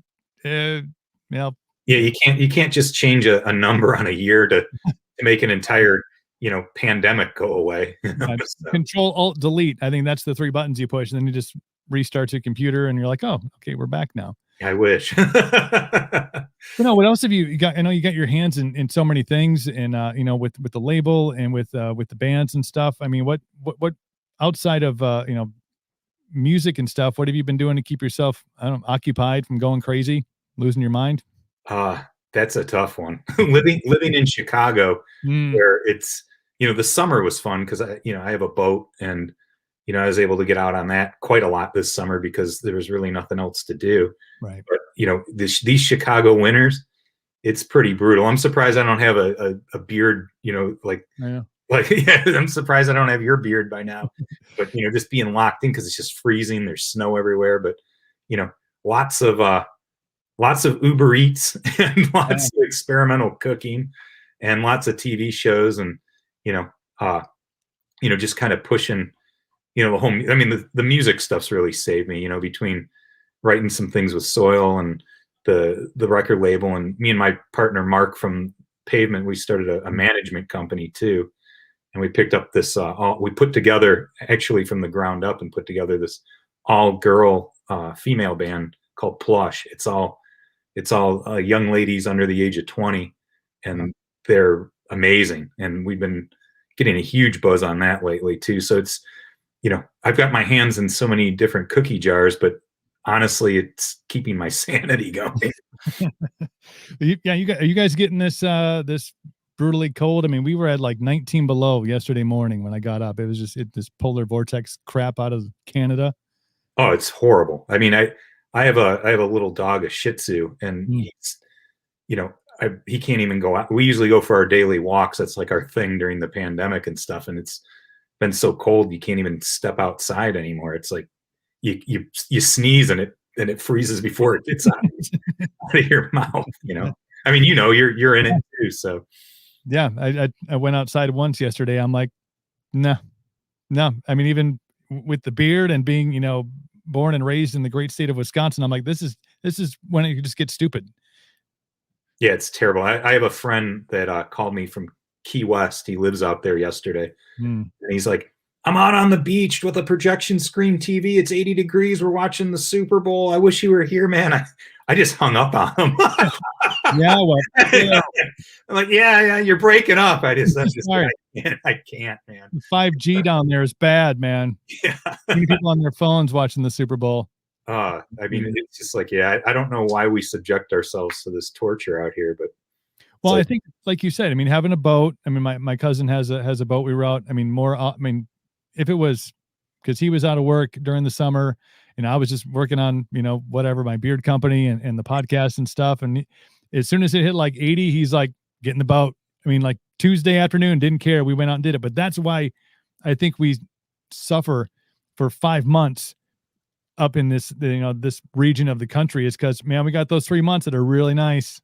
Yeah. I mean, it's amazing. In fact, I was out on the boat quite a few times with my laptop, sitting out there answering emails and having conference calls and all that. It's just nice, to do a little bit. Now, forget that. Now it's like, months. Okay, when is the spring solstice? Or when is spring ahead? Like, give me some sort of sign when the sap stops freezing or something. But but no, I think there's been it's really great that with having some time, which I know it's like a double-edged sword, because it sucks because you can't be out, doing shows with Soil, but to be able to, I think, keep that creativity going. I mean, putting that all-female band together. I mean, that's something that takes time, catering to the artists that are on Pavement, having those kind of things. I think that's what keeps the boat afloat during all this.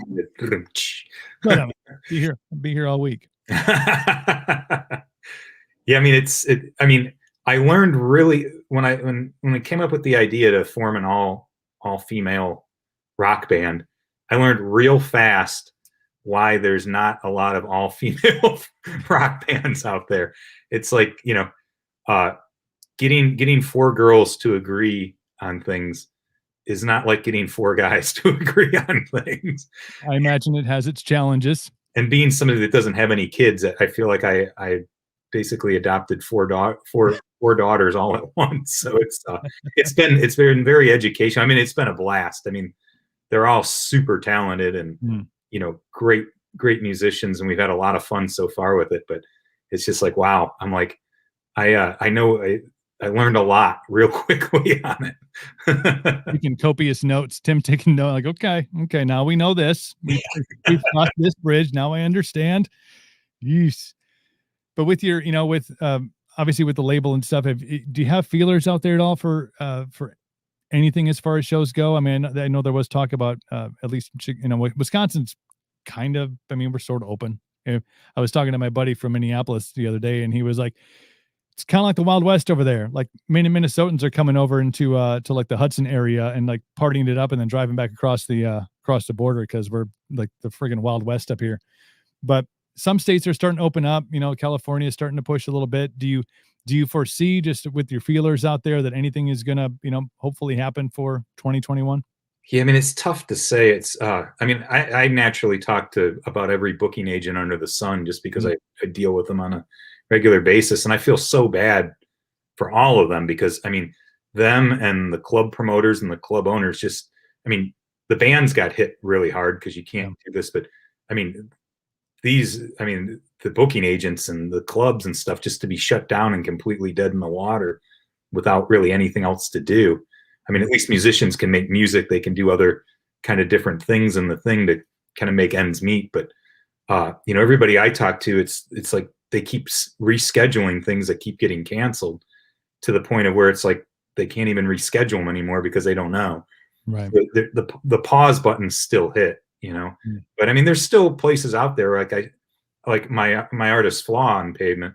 They're out there doing what they call the Weekend Warrior Run, and in March they've got like a bunch of weekends where they're going to play like 3 states that are open, take a week off, 3 states that are open so that they can get to it. So I mean, like you said, things are slowly opening up in little pockets, and a lot of the more daring bands and things like that are willing and able to do stuff like that can go out and play these little pockets. But full-blown tours, I think there's going to be probably a lot of the stuff that's been rescheduled first to be playing. And you got to book the new stuff. It's still a mess. I'm not going to lie. It's just tough. We just kind of have to see how fast this vaccine can roll out and how much more everything spreads before people can kind of really sink their teeth into stuff. I mean, who knows if any of these big festivals will be able to play out at the end of the day, with how things are going. We're just at a big question mark at this point still, Yeah, and I imagine for artists like that, I mean, I know Flaws out there, and there's a couple other ones that are really trying to get out and go to those, like you said, the pockets of areas that are open, or try to line something up where maybe there's a state next to a state, and they can do a run up. But the issue that they're running into is it costs money to get from A to B to C and then back to A. And if you get to, your third stop on, say, a 5-date run, or, I mean, nobody's doing anything more than, it seems like, a week. But if you get to a place where something changes and all of a sudden there's no venue to play at, you could be stuck in fucking Wisconsin where it's 37 below zero. It's not fun if you're a band from, like, the South. They're like, wait, what is this? This isn't okay. Oh, absolutely. I mean, that's the whole problem is, you run the risk of the show getting canceled, or you've got just the drives, and then you have to sit for 5 days until you can go and do the next stint of them. So, I mean, the planning on that sort of stuff and the expense, like you said, sometimes it just outweighs the profit of it, Yeah. Crazy stuff. Tim King from Soil. Miss you, man. I miss seeing your face. Miss chatting with you on a regular basis. But let's get you back on here as things start to open up a little bit. And yeah, any of your artists that want to jump on, how to get a hold of me. Let's get them on, and we'll at least give them the platform to chat. I'd love to. Actually, I told my radio guy today, I'm like, I'm going on with Cooper. So John Suchek says hey, and he's going to get in touch with you. John, some stuff. Love it.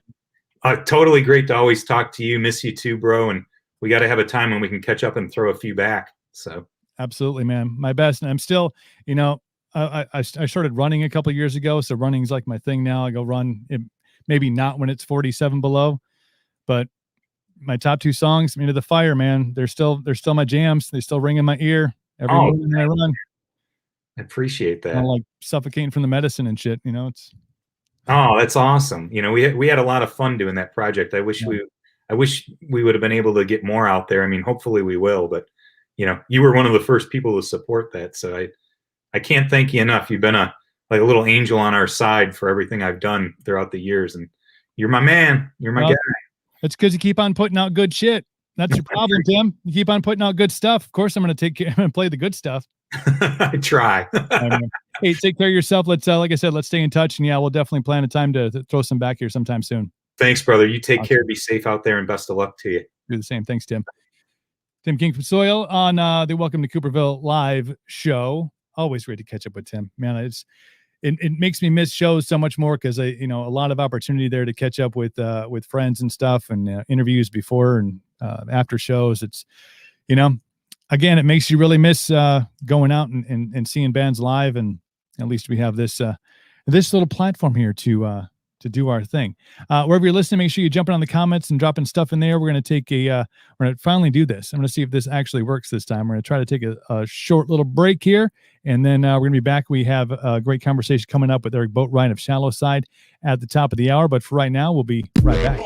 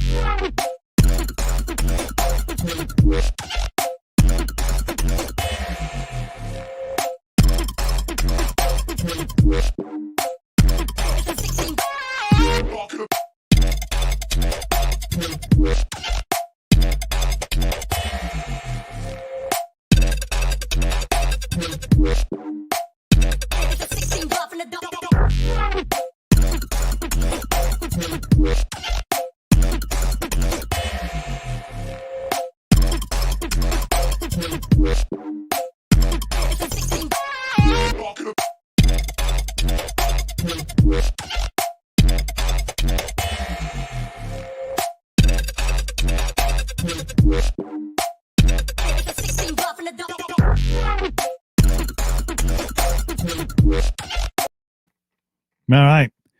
Got about 15 minutes until Mr. Eric Boatwright of Shallow Side joins us. Sorry, I had to lose the hoodie. I was getting a little sweaty down here in the studio. So outfit change number one. But Eric, my longtime friend from the band Shallow Side, we always have the most intriguing conversation. So he'll be on. That is coming up in about 15 minutes. Thank you all for tuning in wherever you are watching. If you're on Twitch, make sure you throw a follow to the No Limit Cooper Twitch page, also Facebook, and then YouTube as well. We're all streaming live, and then of course the audio gets released onto the podcast platforms coming up after the show is done. So you can be able to break it down hour by hour and do all of the things. So as I've been talking to all these guys today, and a huge thanks out to everybody for jumping on today. Steve Virginia from Black Label Nash manages Jessley, my buddy Blake Allison from Devour the Day in Egypt Central, and we just talked to Tim King there from Soil and Into the Fire, one of his great side projects. He's got a bunch of stuff going on. It's good to see that all of these artists and managers, including the guys and gals I talked to on Friday, are really utilizing this time to maximize what it is they can control.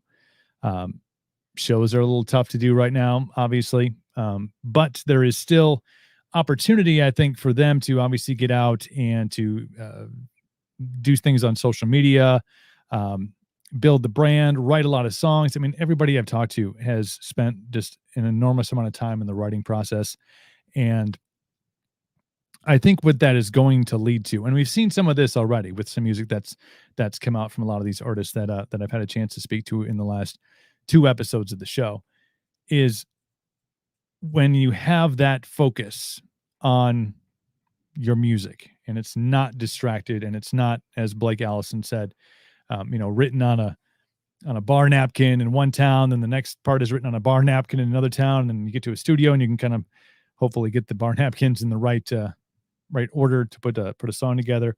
But they're really having a great chance to focus on their music and their production and their live show. So you hope once all the bullshit is done in whatever faction you foresee it going, when things start to open back up and there's no threat of, like Tim mentioned, going on, starting a tour or starting a short run, and then all of a sudden you get to your third venue and that venue gets closed down because of whatever the county health department or whoever makes those kind of decisions. But you know that what you're going to see and what you're going to get now at all of these shows and whatever genre that it is, you're really going to get the best of a lot of these artists, because there hasn't been a time in any of their careers when they have been forced to be at home or forced off of the road. So hopefully a lot of that focus is going into creating a whole bunch of great music, which will be hitting our ears and hopefully in a live venue sometime very soon. I know a lot of places are opening up. I'm seeing some places around here are booking some shows for March, April, and May already. So I think there is some hope. I think there is, but I do think you see some trepidation on some artists who don't want to, again, get in the middle of a tour and end up in a place where there's no show, there's no venue to play at. And then you're waiting for 5 or 6 days to go to your next venue. And let's be honest, nobody really wants to be stuck here in Wisconsin or in the Midwest right now, because I think we're in the middle of like 10 days, sub-zero temperatures. It's no bueno. It's no bueno at all. Again, you can jump in the comments on whatever platform you're watching on. Throw some questions out there for got Eric Boatwright is coming up here in about 10 minutes. So we'll get to him, and anything you want to know, anything you want to ask, feel free to jump out there and ask some questions. This was another interesting story that I picked up over the weekend. There's a lot of there's a lot of crazy going on. And I think that, the current situation, the current status of wherever you are, wherever you're watching or listening, there's places like California, Illinois. I know they're talking about some things opening up there. I think California just opened up outdoor dining again. So there are some steps, but a lot of places, and it may not be as prevalent here in Wisconsin, where I think we are, more open than other places are. I know we're more open than Minnesota, more open than Illinois, so the surrounding states. But sometimes all of this lockdown shit can lead to craziness. This story popped into my newsfeed the other on Saturday, and it just got me thinking, like, man, when you already have a little bit of crazy, whether that's drug-induced crazy or, in this case, probably steroid-induced crazy, when you start shutting things down and not allowing people to do things, crazy tends to turn to even more crazy. You heard the story, former pro bodybuilder Craig Titus murdered his personal assistant and then burned her body with the help of his wife. Now, what I'm saying is, you probably had a little bit of crazy. Then you probably had a little bit of, I don't know, HGH, horse tranquilizer, something. And dude lost his freaking mind, ends up murdering his personal assistant, who was a female. And then with the help of his wife, destroyed the evidence. I was trying to see in here how much time he got. It's gotta be. It was released on, okay, it was released on parole. Probably, okay.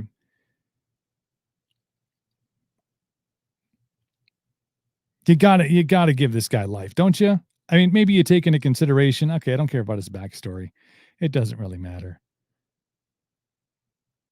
But see what happens when you don't let people go out and do things.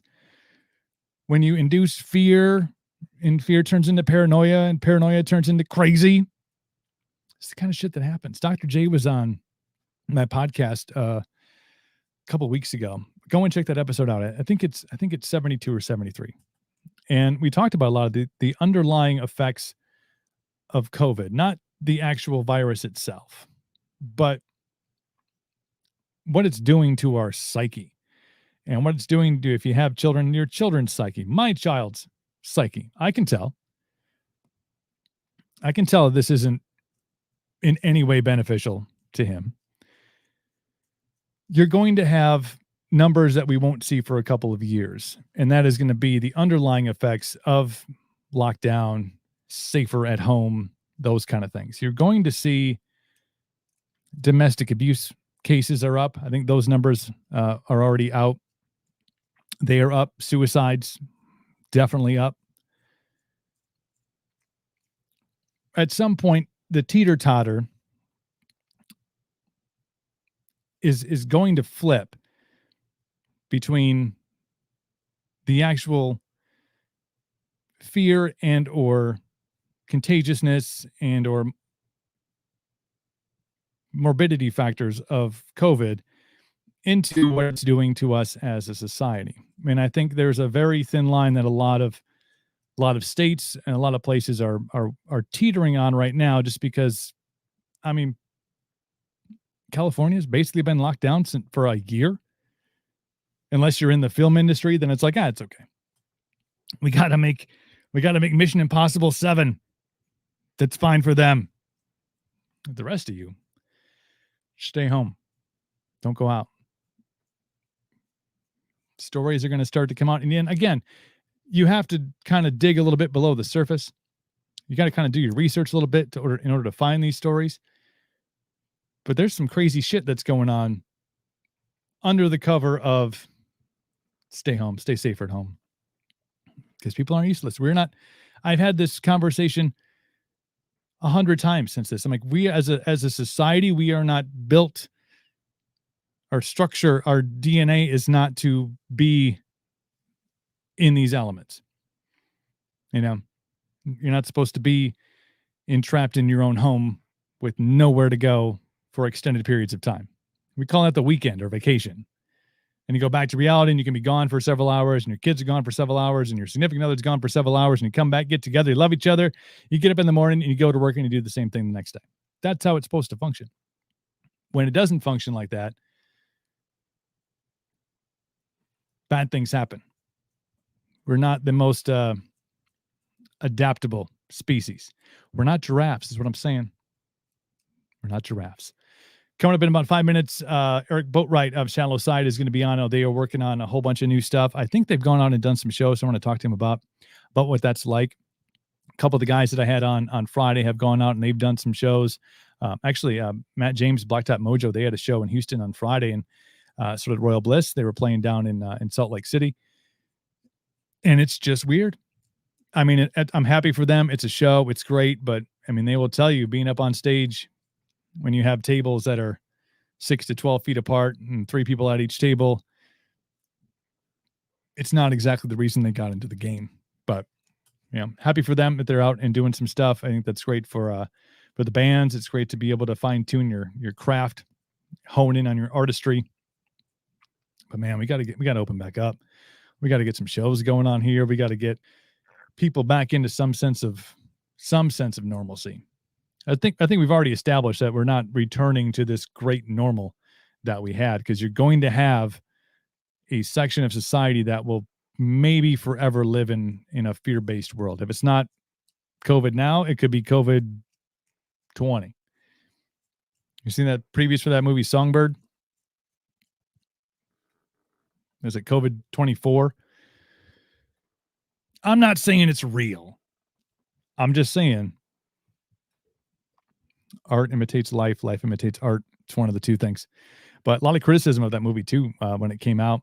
I think it's available on Amazon Prime or something like that. A lot of criticism because it does talk about several years down the road and the this morphing of the virus, and now there's people in camps. It's kind of spooky. Kind of I don't know. I got to break down and just watch it. I've watched the previews for it like 100 times, but I think it's just to have a reference point, just to say, remember when y'all said that wasn't going to happen? Here we are. But no, definitely looking forward to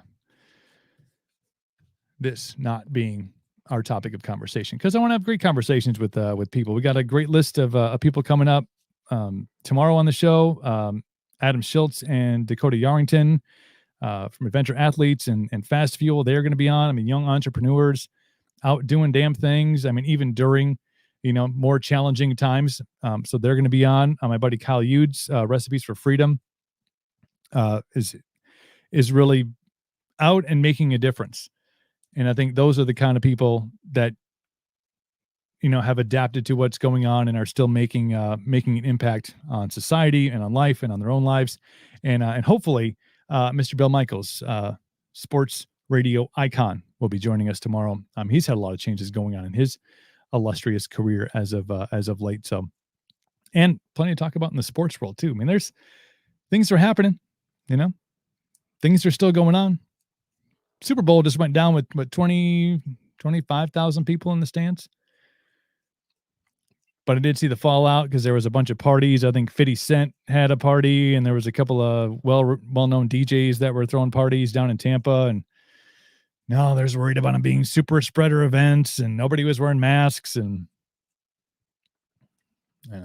this is kind of got to wait and see, I guess. But no, and the rest of the week is pretty stacked with guests and stuff. Sorry, I have my little notebook here. I'm old school. I still write things down on pieces of paper. I'm not sure that ages me, but my buddy Dan Beck is going to be on Wednesday. Joey Armina is going to come up too. Artist, huge fan of his. Talked about Joey Chicago being on Thursday. The host of the Talk to Me podcast, Josh Toomey, is going to be on. Todd Whitener from Blitzkrieg. I believe he was in Tantric and Days of the New as well. He's coming up on Thursday. Who else do we have? Leanne and Derek from October Rose, George Dukas, my buddy from Nashville, country artist. He's going to be on Friday, and Mikey Carvajal of Islander. Islander just did a new entrance song for Sting Is it AEW? Yeah, just did a new theme song for him and shot a video with Sting. So plenty to talk about with Mikey coming up on Friday. So that's the conversations that we want to have, is not just necessarily about, oh, COVID sucks. It does, but people are still making do. People are not, there's a ton of people on that list there that are not living in complete and total fear. So looking forward to having all of them on the show coming up this week. All right, I text Eric back so we can jump on here.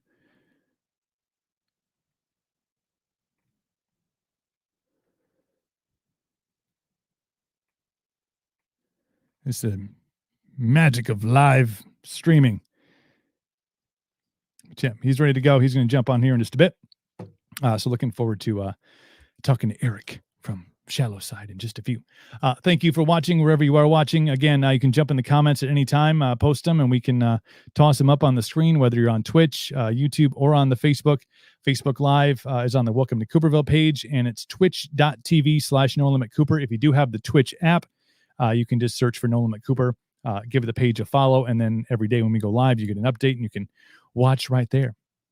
It'd be fun. We're breaking down all of our videos into shorter segments. You can just catch, if you want to just catch the Tim King conversation, or the conversation with Blake Allison, or with Steve Virginia, you can just watch that on its own. So cool stuff going on Twitch. And that's, who knows?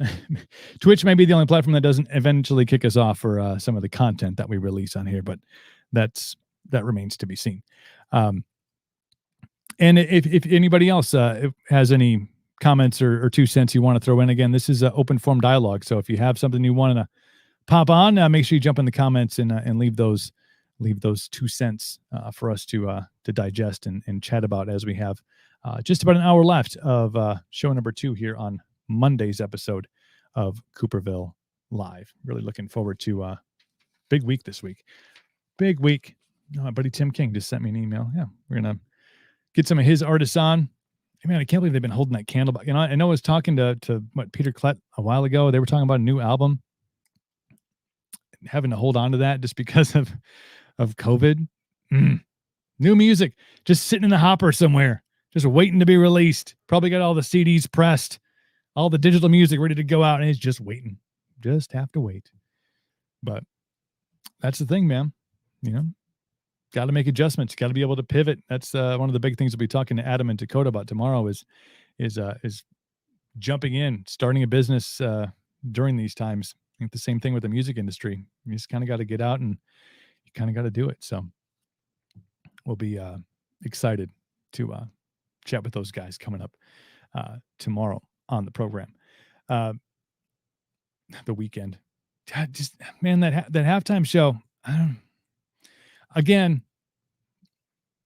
I watched iconic halftime shows. The Prince one obviously sticks out to me as the best. I talked about that earlier on in the show. Probably the best ever. So when you have that kind of candle, or that kind of top level, really tough to try to compare to with what happened last night. But I'm sure people loved it. I think there was it was probably 60-40, the banter and the comments that I saw online last night. People, 60 that were like, A lot of talk about why are they wearing jock straps on their head? And then 40% that thought it was the greatest thing ever. So I guess to each their own. But dude did have to put up $7 million of his own money. I'm not sure where the 7 million went, but who knows? I'll guess maybe it went to those jock straps that they were wearing on their heads. I'm not 100% sure. But it was really odd. That was my thought. All right, we're going to get Eric lost his link. So we're going to jump on and we're just going to send it to him because, we can do that. We're here.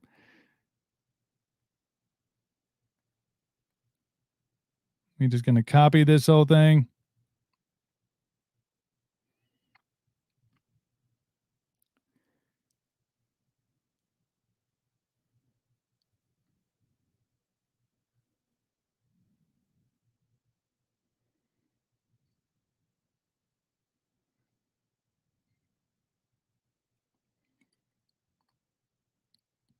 There. Now we can get him on. Now we'll get him all figured out. Yeah, we have a big rest of the week planned. We're actually going to be introducing something starting tomorrow called the Fish Bowl. The Fish Bowl is just going to be a bowl that sits right here, and I'm going to reach into it, and there'll be random questions like, why is Big Trouble in Little China the most underrated movie of all time? And then we'll have our guests go off on tangents about why they do and or don't believe in such things.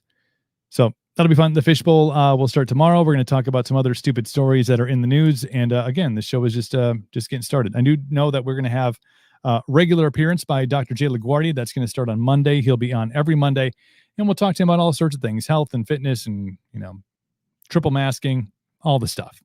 That will start on Monday with my buddy, Dr. Jay LaGuardia, who is the host of the Power, Passion, Prosperity podcast, Amazon best-selling author, overall good dude. So that'll start on Monday. So looking forward to that.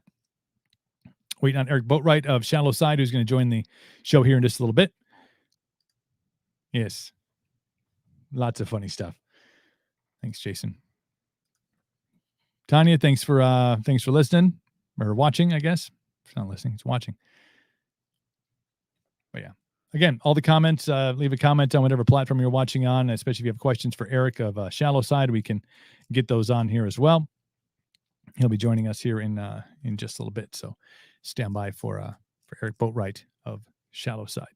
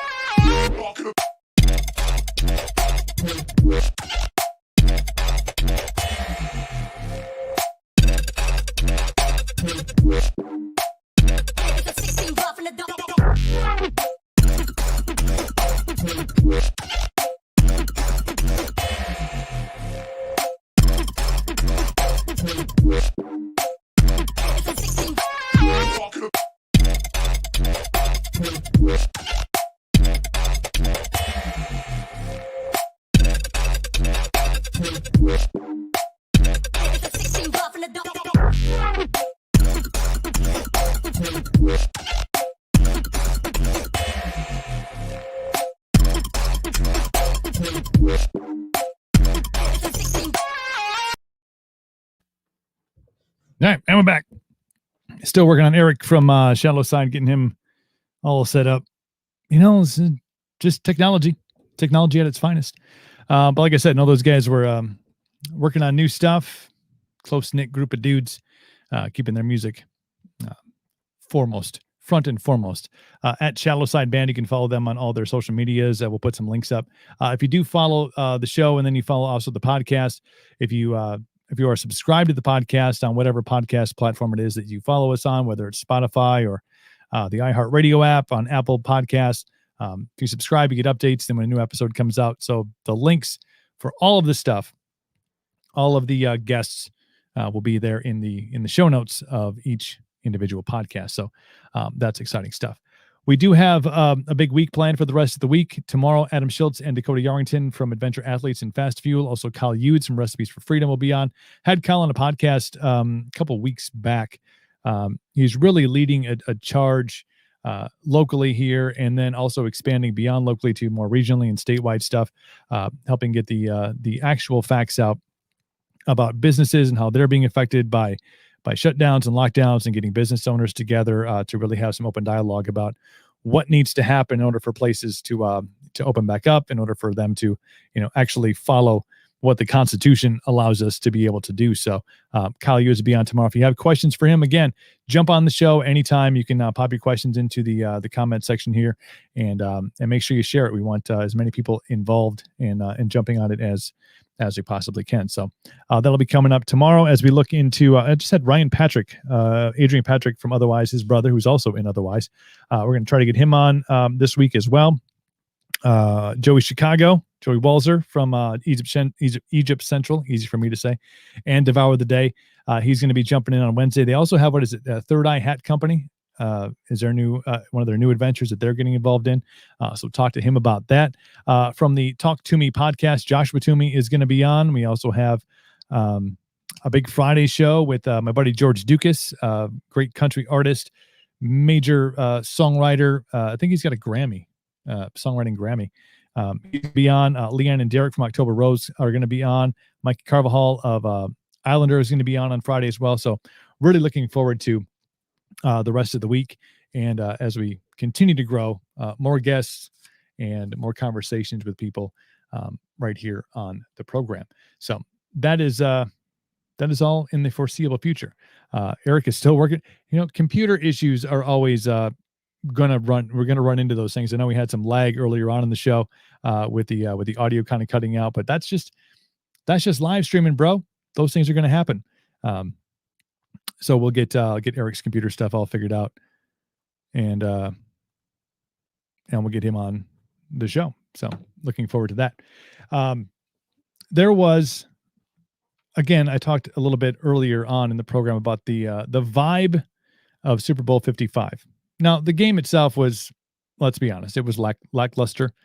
Everybody was, I think, hoping for this great game, the GOAT and the future with Patrick Mahomes.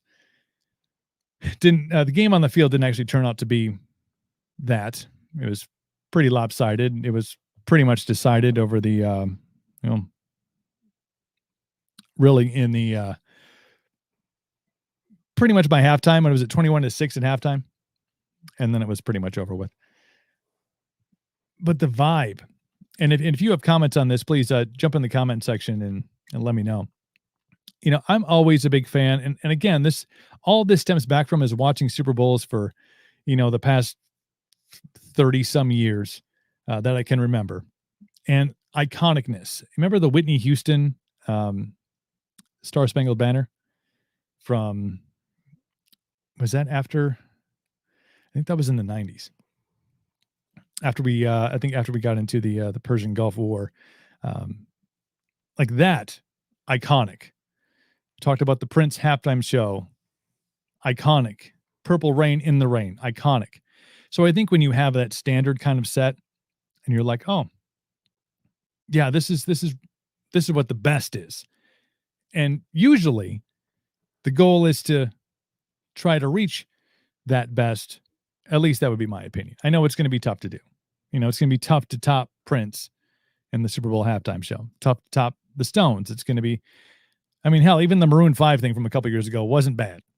The ladies loved it because Adam Levine had his shirt off the whole time. They were like, oh, yeah, I like tattoos all of a sudden. I don't know. The whole vibe throughout the whole day was just a little woke. I don't know. It felt, it wasn't, I'm going to say it wasn't my Super Bowl.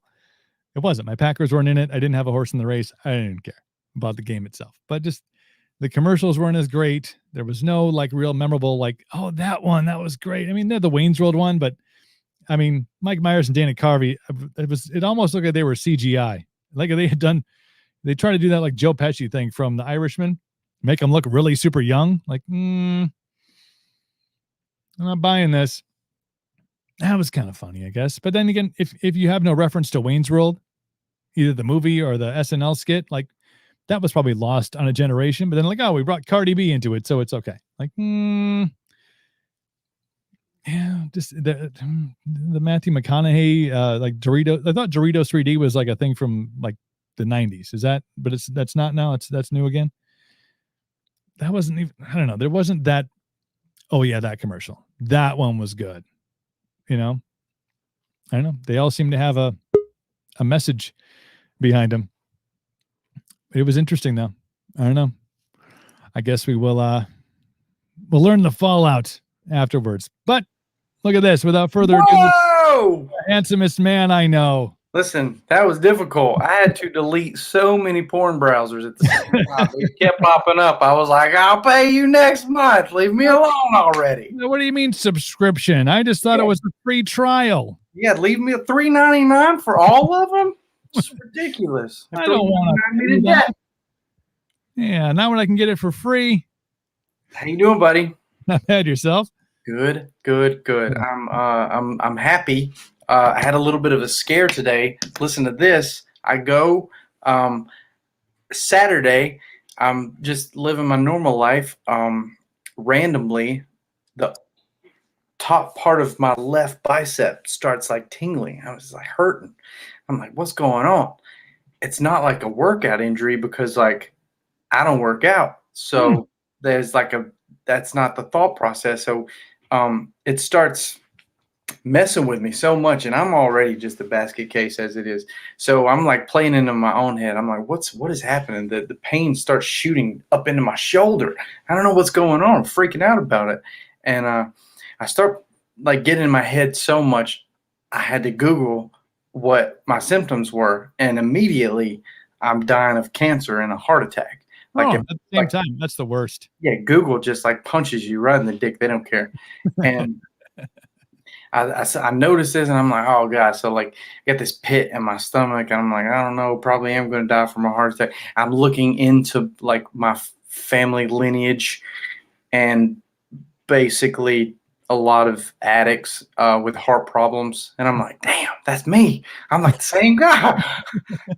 Apple don't fall far from the tree there. So I get to the point where I'm just like, you know what? I just probably should go see a doctor. I'm like making myself sick thinking about it. You go see a doctor. And I get there, and I'm new to South Carolina. So, new enough that I don't have like a regular doctor, right? So I'm like trying to find a doctor. And the worst thing to do is walk up to a receptionist whom is not a medical professional and them ask you why you're there. And I said, well, I'm trying to become a new patient.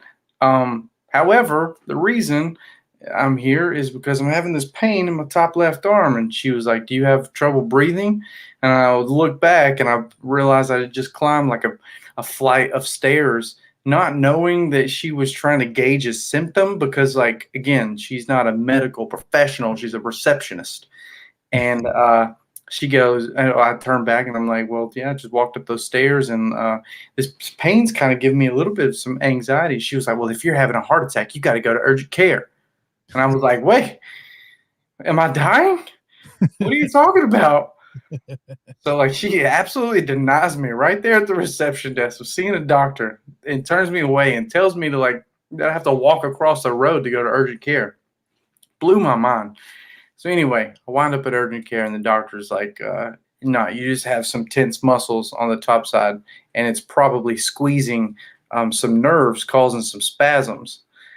And I was like, well, what, we get good drugs for that, or is it just like I got to deal with it on my own type of thing? Like, where are we at? Let me gauge. Let me help me gauge. Where, one bottle of whiskey or seven bottles of pill? Where are we at?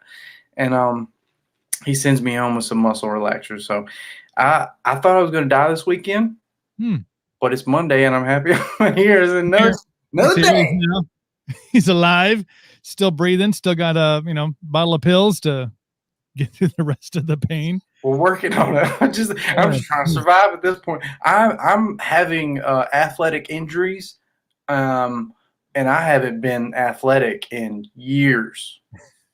So, hey, well, that probably stems from not being able to do a live show at all. And because when you're doing the live show, I mean, you're out, you're jumping around, you're being athletic-ish.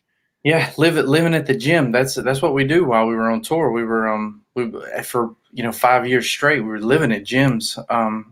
Wake up in the morning, we'd work out, we'd shower, then we'd start doing the band work type stuff. I was in a lot better shape. It only took me 5 years to get into as great of a dad bod as I was, and now I'm just like near grandpa. I am near grandpa right now. You're standing on the edge of grandpa. Yeah, it's happening. Well, what else? I mean, besides almost dying, I mean, that because that's unfortunate. Having the feeling like you were going to die. It's nearly a normal thing in this camp. That's just what we're doing. Well, I mean, there's no accounting for Heath. There you go. It's true. If he's not in the cast, I'm like, whoa, like what's happening? Like I feel like you're not living up to your full potential. If he's functioning at a fairly reasonable percentage, like somewhere above 75, like I'm like, wait, like something, and go do something crazy, jump off something. 4 limbs and 5 beers in, something ain't right.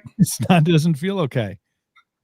So besides besides operating at a safe and healthy level now that you've had the scare, what's been going on, man? What's been keeping you out of I should say out of the hospital, but what's been keeping you out of trouble? Well, not an entire much. We got together a little bit. We scored some studio time. We got to hang out, really stretch our legs in northern Illinois, and we did some music. We actually have on February 26th a new song coming out. It's a cover song that we done. There's a plethora of teasers on their way. We just got in there and had a great time. That's literally what we did. And the feeling of was pure ecstasy to be in a world where you're not allowed to play music anymore. And especially for us, we started playing music in front of crowds. We got our chops in front of people. We're not the garage band who played for 3-4 years and then decided to take it on the road. Like, we were absolutely carnies from the jump. We were like, we're part of this circus, we're clowns, let's go, let's get it popping. And stripped that away from us last year. So it really knocked us on our heels, and we didn't know what our next shot was going to be. So slowly introducing new patterns of ideas for Shallow to move forward during all of this. But we got a new song that we covered February 26th coming out. I don't want to give the name away with it yet because we got some teasers that are going to make it fun for everybody. So February 26th, I think that there's going to be like a save link on YouTube or somewhere that'll come out. So everybody listening, be a part of that. That'll be cool. That's what we got going on, though. A lot of rehearsal, man. We got together probably 2 weeks ago, probably 3 weeks ago, and we just jammed for, dude, it was probably 6 hours straight. We looked up and was like, wow, that was everything. That felt good. That felt really good for sticking in that moment. It was a good time. But other than that, it has just been a slow roll, doing all we can to avoid controversial social media at this point. Staying away. Staying away. Doing the best to stay away. It's difficult, man. You can't even be yourself anymore. Can't even be yourself. Do you and I know you guys have some dates lined up. I think isn't there some festival stuff? I think that's tentatively planned for the summer. There, and that's again where we're at, is a bit of in a state of confusion because we have ideas of what we want to do. There are festivals that are basically ideas, and you can 100% account for if that money is not being paid towards that local government for their COVID issues, then it's not going to happen. So it's tough to say that anything's going to continue to move forward unless there's some kind of knee-jerk attitude that pushes it at least in our favor. You know what I mean? I've seen some bands come out and they're on tour. They're putting together shows that link up close enough to be a tour, but they're not really advertising it as such. I think that's because of a lot of the flack and pushback that you're going to get from maybe the troll monsters on social media. That's just, they want to just eat everyone. They want to cancel everybody, turn them all off. You're off. You're canceled. You're done. I'm surprised this show is still on, and it's only been playing music. Turn it off. You're done. It feels like of all bands, I mean, I feel like you guys would be the ones to be out like just rebel rocking some shit and like just kind of doing it. But I understand that it's got to be tough. And I've had some conversations on this show already today with you don't know. I mean, you try to put together 5 dates, and try to have them somehow line up in a cardinal direction where maybe you're going one way and then you start to circle back to where you started from. But you don't know if you're going to get 5 dates in and have a show canceled. And then you're like, you're stuck up here when it's 47 below zero and you're like, fuck this noise, man. So literally, that's how we started touring. That's where it started. You know what I mean? Like for us, that's when we all decided that we were going to be clowns in the circus. And, frankly, I'm not trying to play that game no more. I don't want to live like that. It's for one, touring is a difficult thing in itself. That is a tough job, and it is absolutely appreciated. There's so many people that appreciate it, and that's the payment that you get. There's no financial compensation that could really outweigh the stranglehold that the world of touring brings with it. But I mean, because you even hear it from the creme de la creme, the Metallicas or Nickelbacks or even, Michael Jackson. They paid millions to show up. Mhm. And they were like, touring's not as fun as you think it is. And they Right. would all, they all say that. They all say that. So seeing that the payment comes from the fan base, which is a wonderful thing. However, if you're not allowed to see that, and you still have to miss the stuff from home, Mhm. and you can't make the dates connect, someone drops off, you can't even make enough money to go to the next show to make it happen. There is a willful desire that it takes a different type of creature to crawl themselves out of that mud hole. And I promise you this, we done it. I would never recommend it to nobody. I would know if I had the intelligence to do it all over again. I've said this 1,000 times. I wouldn't have took that route. That's for sure. That was a tough one. Yeah, I mean it's messy out there now. I mean, you mentioned all the people that have gone out, especially early on. I'm not sure if now it's less, because I do see some artists that are out again trying to do that, put dates together, somehow magically make it work. I mean, they understand that it's an even bigger pain in the ass now, because now you have less venues that are even an option, even if you're in an open state or if you're in a Right. pocket that has some more freedoms. Some of those places do not exist anymore. I mean, that's the fallout of all this stuff. But early on, when you saw artists going out during the summer trying to put mini festivals together, and the flack and the fallout, and not that it was the bands are still around. They didn't crumble them completely, but just everybody was like, "What are you doing?" I mean, even if you were at a show that was socially distanced, and which it's not a rock and roll show, man, and you know that, and I know that it's fucking weird. I was talking to Neil from Royal Bliss, and they were playing a show, and he's like, "It's kind of like a dinner theater. Like, I almost want to go up and be like, what are you having with your steak tonight?" Because they're at fucking tables like 6 feet apart. And he's like, "No stage diving, none of that shit, because there's nobody in front of the stage." Yeah, you really we and last year mostly what we played, which here's a statistic from Shallow Side. We played last year 8 shows. The year before that we played about 80. The year before that we played like 200. The year before that like 200. The year before that like 200.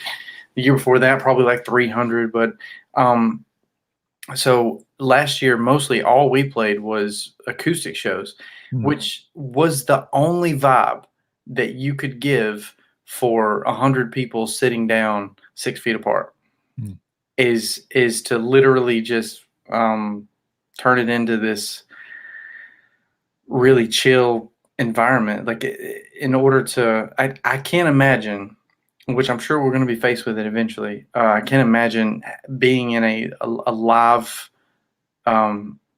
full blown audience with pulled in guitars and the full drum kit, and then performing at full capacity while everyone's sitting there just staring at you. I mean, I guess that's what the Eagles feel like now. I don't know. Is that what it's like, a Bob Seger concert or something? It's like, well, it's Seeger. I mean, it's Seeger opening for the Eagles. Yeah, that's got to be where it's at this point. And man, that's a heartbreaking feeling, because the reason why I'm even here today was because at one point my chest was crushed up against that gate, and I'm standing up staring at the mighty lead singer just roar that favorite song that I had. You know what I mean? Like, and that was euphoric for me. And it's almost troubling to think that someone else is not going to be able to experience that. Yeah, and I think that it's noted that everything that was taken for granted, shows, whatever, going to fucking happy hour, what all the things that were Control Alt deleted, Mm-hmm. and in an instant, all the things, getting your hair cut, if that's, that's a jam that you're into, or whatever. It's knowing that all those things, and we're lucky here in Wisconsin because basically we're the fucking Wild West now. Yeah. We got Minnesotans just trampling all over the state. They're like, oh my gosh, you guys got open shit. Like, what are we gonna do? Where are we gonna go? The no holds bar out here. Easy now. You go back to your side of the river, okay? Careful. I mean, we'll take your money, but you go back safely. Yeah. But having, even though we're open, it's tough for you guys to get up here because you have to basically skip over about 7 states, which financially makes 0 sense to get from, South Carolina. Maybe you can find a stop somewhere in between to get up here to do a show. But we don't take those things for granted. When Shallow Side is in town, when XYZ Band is in town, whenever that is, and hopefully it's sooner rather than later, when you can get up. Something that we are finding out, which as you mentioned before, the venues, a lot of venues were not only knocked on their heels, they were just completely knocked out of the game. They're not allowed to play, for anybody anymore. Those venues are just done and out. But the ones that are still alive, those buildings are literally on their backs at this point, so there's not a lot of leeway coming from those guys, and they're few and far between. But something that I was realizing and noticing as I was recently searching out for new venues and new areas was that the smaller towns, the smaller world, the less metropolitan parts of the state are basically some no holds bar. They're ready to go. They're showing up in fleets, and and it's not really a defiance thing. Everyone's still keeping social contact, and they're keeping the idea that we are in a pandemic, and all those are a general known thought process. However, they're still living life, and they're doing it freely, and they're doing it comfortably. And the places that we have played have all been like that, and man, it has been incredible. It has been a lot more fun, to be honest with you. A lot more fun. Way less traffic too. Way less traffic. We can get in and out. There's no fucking problem. Yeah. We found a good place to park. Yeah, we could just fly the bus right in there. Just bam, bam. You knock down 10 trees. Yeah, there's 700 left. It's fine. We just made you a new road. Yeah, new roads here. Well, I think that's what you're seeing a lot of, and again, it is not necessarily defiance, I don't think, but I think with venues, when you basically put them in a position, and if that's their thing, that owner, that's his only source of income, he's like, without it, I'm fucked. Right. I mean, I can't.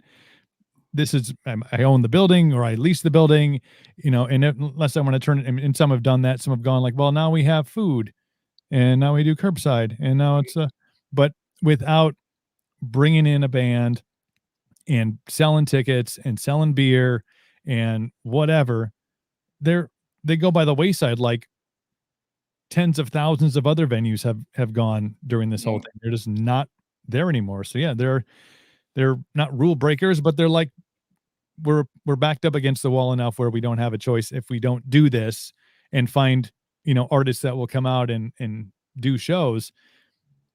We got to pack up the doors, and after this is all over, or when we could return to normal, nobody's going to have the capital to be able, like, I'm going to go buy that venue. I'm going to just buy all these venues up. Like Danny Wimmer is not buying all the venues up. Okay, he's just not going to do it.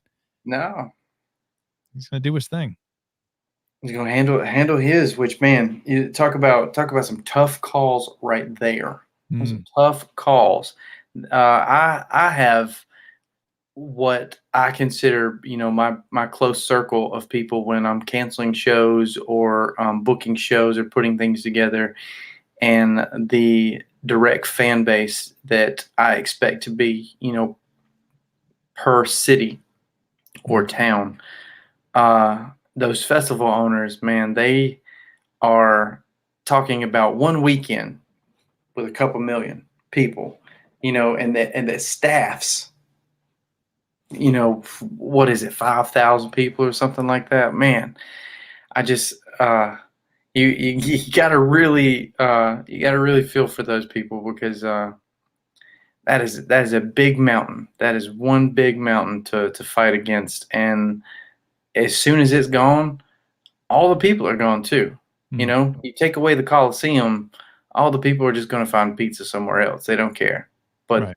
It's hard to remember or memorialize someone who those festival owners who's created huge events that has literally transpired so many artists, fans, created brand new friendships that are lasting literally to this day, creating a network of fans, artists, and everyone alike. I can't imagine what how their kick has felt from all this. Yeah, and it's I know they're trying. I mean, being working with Rockfest and stuff, I know that's on the daily. I mean, they're in the office and they're striving forward to make these things happen, because they know the impact not just on the artists but also on the fans, and there is a certain psychological effect that not having these things has, and there's also the economic impact of when you have a festival that's as impactful on the local economy, especially in a smaller area. Yep. And those millions of dollars in hotels and heads and beds and all that shit goes away. It's not good for anybody. Yeah, it's kind of hurt. Yeah, Does the beer price change? Where are we at with that? Are we sticking with the $7 and $8 beers in stadium and festival world in a time of dire need, or are the flasks bigger? That's one. I think people are getting rid of the flash. They're going with those things that look like you put it inside of your shirt and it looks like it's like a giant bladder, and you just run the straw up and you just like suck on bourbon all day, and you're like, I can't wait for the Halloween. Oh, I like it. Man. I like it. I went to a Packer game. A couple of years ago, and we took a bus trip over to Lambeau Field to watch the Packers. And dude that was sitting behind us, I'm like, what the hell is that? And he's like, nothing. And he's pouring this bottle of Jack into this. It looks like it Velcros around your waist. It goes under your shirt, and a straw comes up like around his back and just like sits right here. And all of a sudden, he's just sipping on bourbon all day. That's the level I'm trying to get at. I understand. Yeah. That's where I'm trying to be when I grow up. That's what I want to do. Hey, Eric, I appreciate the time, brother. Tell people again when. Don't tell them the name because you don't want them to know. But when can we expect that new song? February 26th. Literally, I think what's today? We're February 8th today. So we're 2 weeks away from releasing a brand new cover song with some. We got some fun things happening, and it's going to continue to roll back after back on that one. And then we're going to start picking up steam, and hopefully we'll be able to put some boots on the ground pretty soon. That's what we're looking forward to, trying to get back on the asphalt as soon as possible. Awesome, brother. Well, I appreciate you taking some time out. Sorry you had to delete all your porn in order to get on the cast today, but that's I got a history button for a reason. Clear. Back at it, baby. Awesome, brother. Take care of yourself. My best to the guys, and we'll be in touch soon. All right, my friend. Thanks so much, Coop. Awesome. Take care of yourself. Later.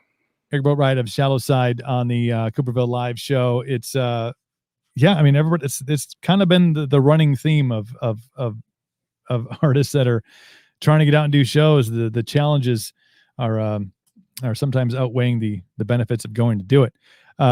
Longtime friend, I was trying to figure this out, Dan. I think we're over 2 decades. I think you and I are over 2 decades of friendship.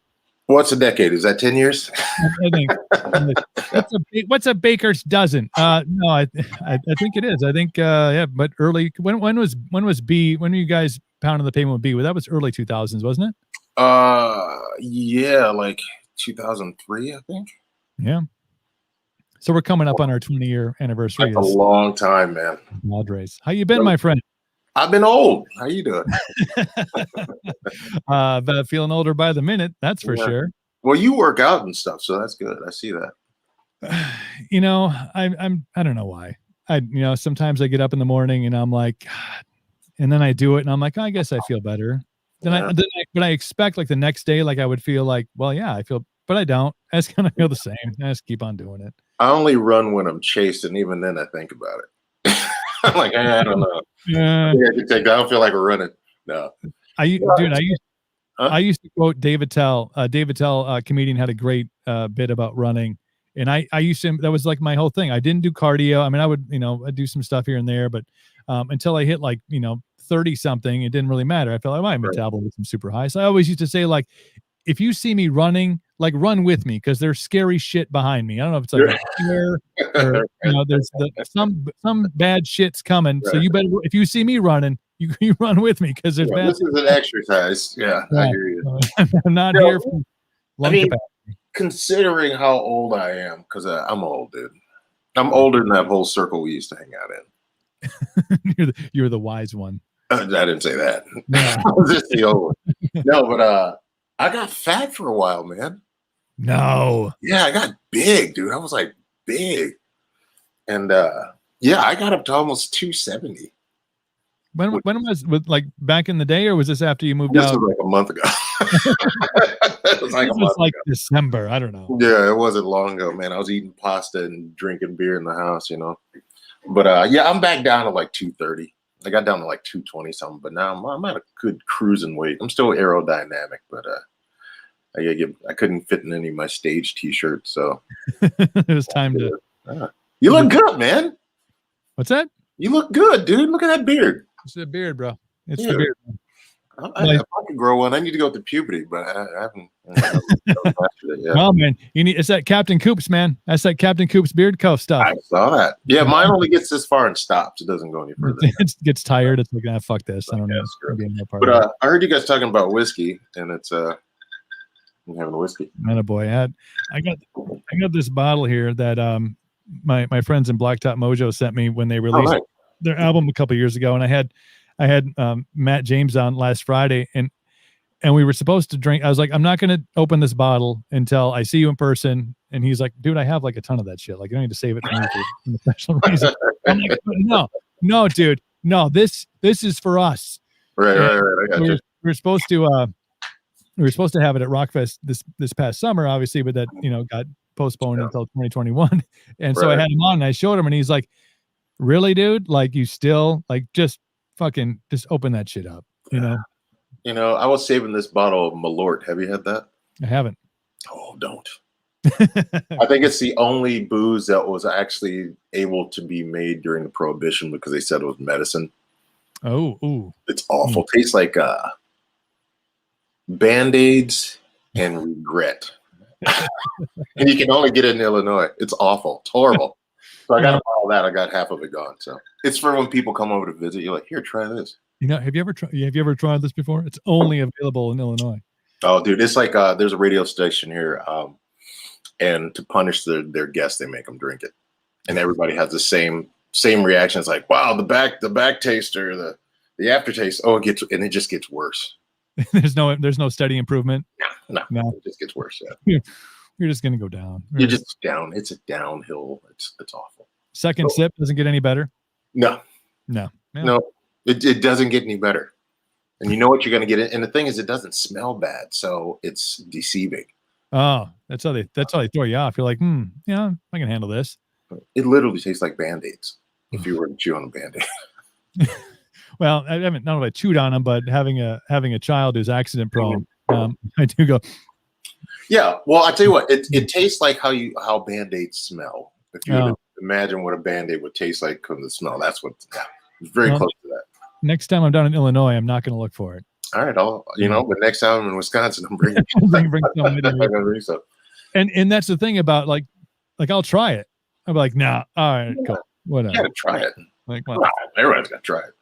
So how are things, man? You're out west. It's probably nice warm there, but I'm still out here, man. They haven't deported me yet, so I'm gonna stay. Whatever. No, it's good. Like everybody else, we're just waiting to get back out and playing again. But Mm. I ended up getting pretty lucky, to be honest with you, because after my first tour, after I first moved out here, I started a painting and remodeling company. Mhm. And so whenever I'm not on the road or working on a record, I do that just because it's easy, it's kind of fun, whatever, and I can pick and choose the jobs. But dude, everybody decided to do remodels, and I've been busy. I just started stopping. I'm like, I can't. That's too much. I think I've done 3 houses over pandemic. Jeez. So now I'm back at the music thing right now. So Which is, I mean, that's great, and also not great. Like some time to work on my craft. yeah, well, actually, that's another funny thing. It was actually the first time I've been able to practice in like 7 years.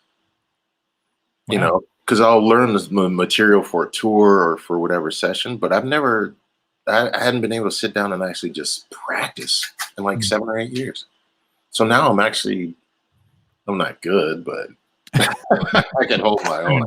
Good enough. I mean, you've been on tour with some pretty heavy hitters in your career. I don't, Yeah, I've done okay. It's been a good ride. It's getting better too, which is good. Yeah, and you were talking. We talked a little bit before I got you on here, and you got some project stuff that you're working on. I mean, keeping busy at least. Yeah. Using all that practice time to Yes. fulfill the needs. Yeah, it's good, man. As a matter of fact, I'm working on a record with this singer. Her name is Winter Ray.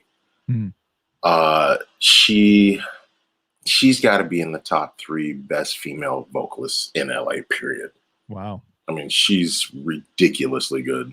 And we've been friends since like 2010. She was in a vocal group with Jordis. You remember her? Yeah, she was on the Voice. On The Voice and Yeah. Rockstar in Excess. Yeah. Yep, that's right. So, Yep. yeah, so they had like a female vocal or a female group, which is kind of like the rock version of In Vogue.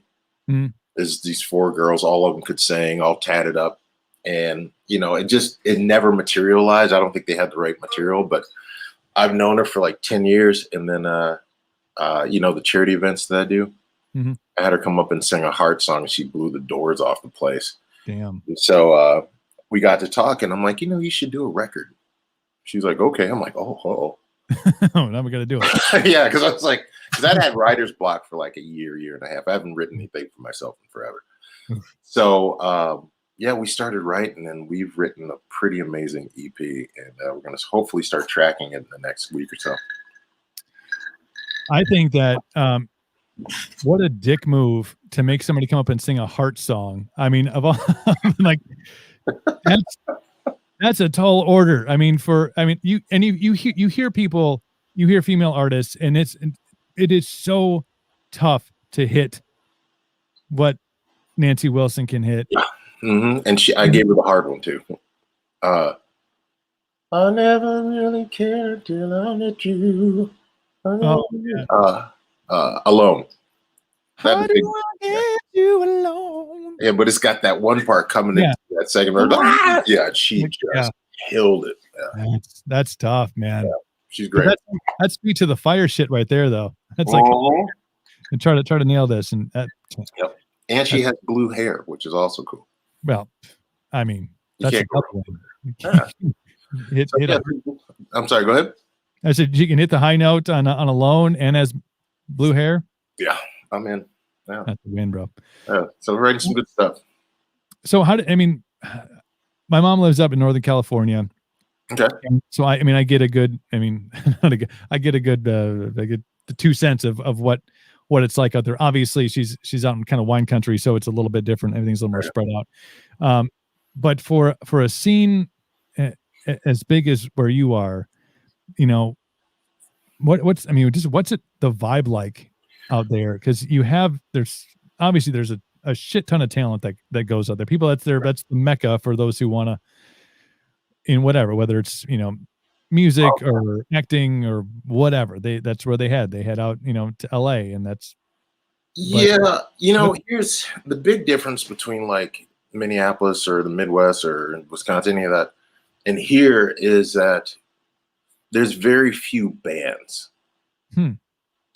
Where it's like this is a group of guys, everybody's in the same band, that's the band they're in. there's a lot of guys that come out here and they're like in 8 bands, Right. you know. So there's a ton of jobbers, so that band never gets that solidified kind of vibe to them, Right. you know, which I miss from being back home, because like, you know, in Minneapolis I had B and the Spectaculars, and that was it, you know. Right. But yeah, that's really the biggest difference, I think. Just because everybody is, I don't know if everybody's just out here just trying to make it, whether it be as a fill-in guy, you know. You know, so I mean, I got a buddy of mine. He's literally in like 7 or 8 bands. I'm like, how are you doing that? He's like, well, one of them's gonna hit. I'm like, is there one that you love? And you can do that, you know. So a lot of it is they just want to make it, and they're kind of looking for that dough versus the love of the project. And so I kind of steer away from that. Just I'm not wired like that. Right. So if I get into something, I'm into it, you know. So like, I don't know if I told you I'm playing with a singer named Pearl.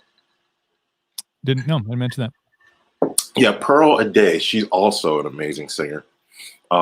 She is Meatloaf's daughter. Oh, okay. And you remember the 2 backup singers in Motley Crue? The ones that they toured with? Yeah. Yeah, she was one of them. Oh, okay. Yeah. Yeah, so she's got this band, and we met at one of my charity events, and she's married to Scott Ian from Anthrax. Yep. Okay. And so they needed a fill-in, and of course I'm like, but I'll fill in. So I filled in and ended up just doing the gig. I've been in it for like 2 years, and it's one of the funnest bands I've ever been in, because everybody's just, it's like a family, and everybody loves each other, and everybody knows the material. I mean, the band is loaded with heavy hitters. I'm the only fucking hack job in the group. I mean, the drummer's from Matchbox 20, the keyboard players from Crowded House and Supertramp. One guitar player's from Daniel Lanois and Emmylou Harris. The other guitar player's from Corey Taylor's band. And then there's me. There's me. Oh, and then our lap steel player, he's ridiculous. Yeah, so it's a fun band, man. Well, it's cool to hear like how those kind of projects, because there is a level of passion for it. I mean, like you're like, yeah, like and obviously the talent level is way up the ladder here. But to actually have a group of people that's unlike the previous story that you told about, I'm in 7 or 8 bands, and I don't really like any of them, but you know, I'm rolling the dice on one of these is going to get, a deal, and I'll ride that out until, you know, the checks stop clearing. Right. But to be involved with something that, like, it sounds like everybody's like, yeah, this is, I love doing this. I enjoy going to be a part of this. Yeah. And all those cats in that band, I think they've been in the band for like 7 years. Right. So, you know, they're like brothers and sisters anyway. It's just it's a really cool gig. The music is fun. You know, she'll throw like a cover here and there, and she'll call us and like, hey, learn Joe Cocker, you know, and we'll show up and everybody just play it without learning, you know, it's one of those kind of things, which is real cool. What's it been like? I mean, are things starting to open back up over there? I know there was some, we're going to open up outdoor dining. And I was like, oh yeah, really? Like, is anything open? I mean, is it just, I'm going to be completely honest with you. I have no idea. not Dude, sure. I don't leave the house. If I'm not going to like the grocery store, I don't leave the house. I mean, I don't know what's going on outside, and I don't watch the news, and so I just watch Netflix. Yeah. So, but rumor has it, I think they're opening up some patios, and I think they're going to have some live music on the outdoor patios. That's all I know. I know I have a gig in September in Sacramento. That's it. You got a couple months to prepare for that one. Like, it's like September. Yeah, I was excited. She was like, "Hey, September, blah blah blah." I'm like, "Yeah, we got a gig." What was that? Because my friend Rachel Loren. Yeah, yeah, oh yeah. Where was that? Because I know I saw a bunch of stuff. She was out there playing I don't know if it was like a reoccurring thing. Was that the Viper Room? I'm not sure where it was, but it was like it was a gig.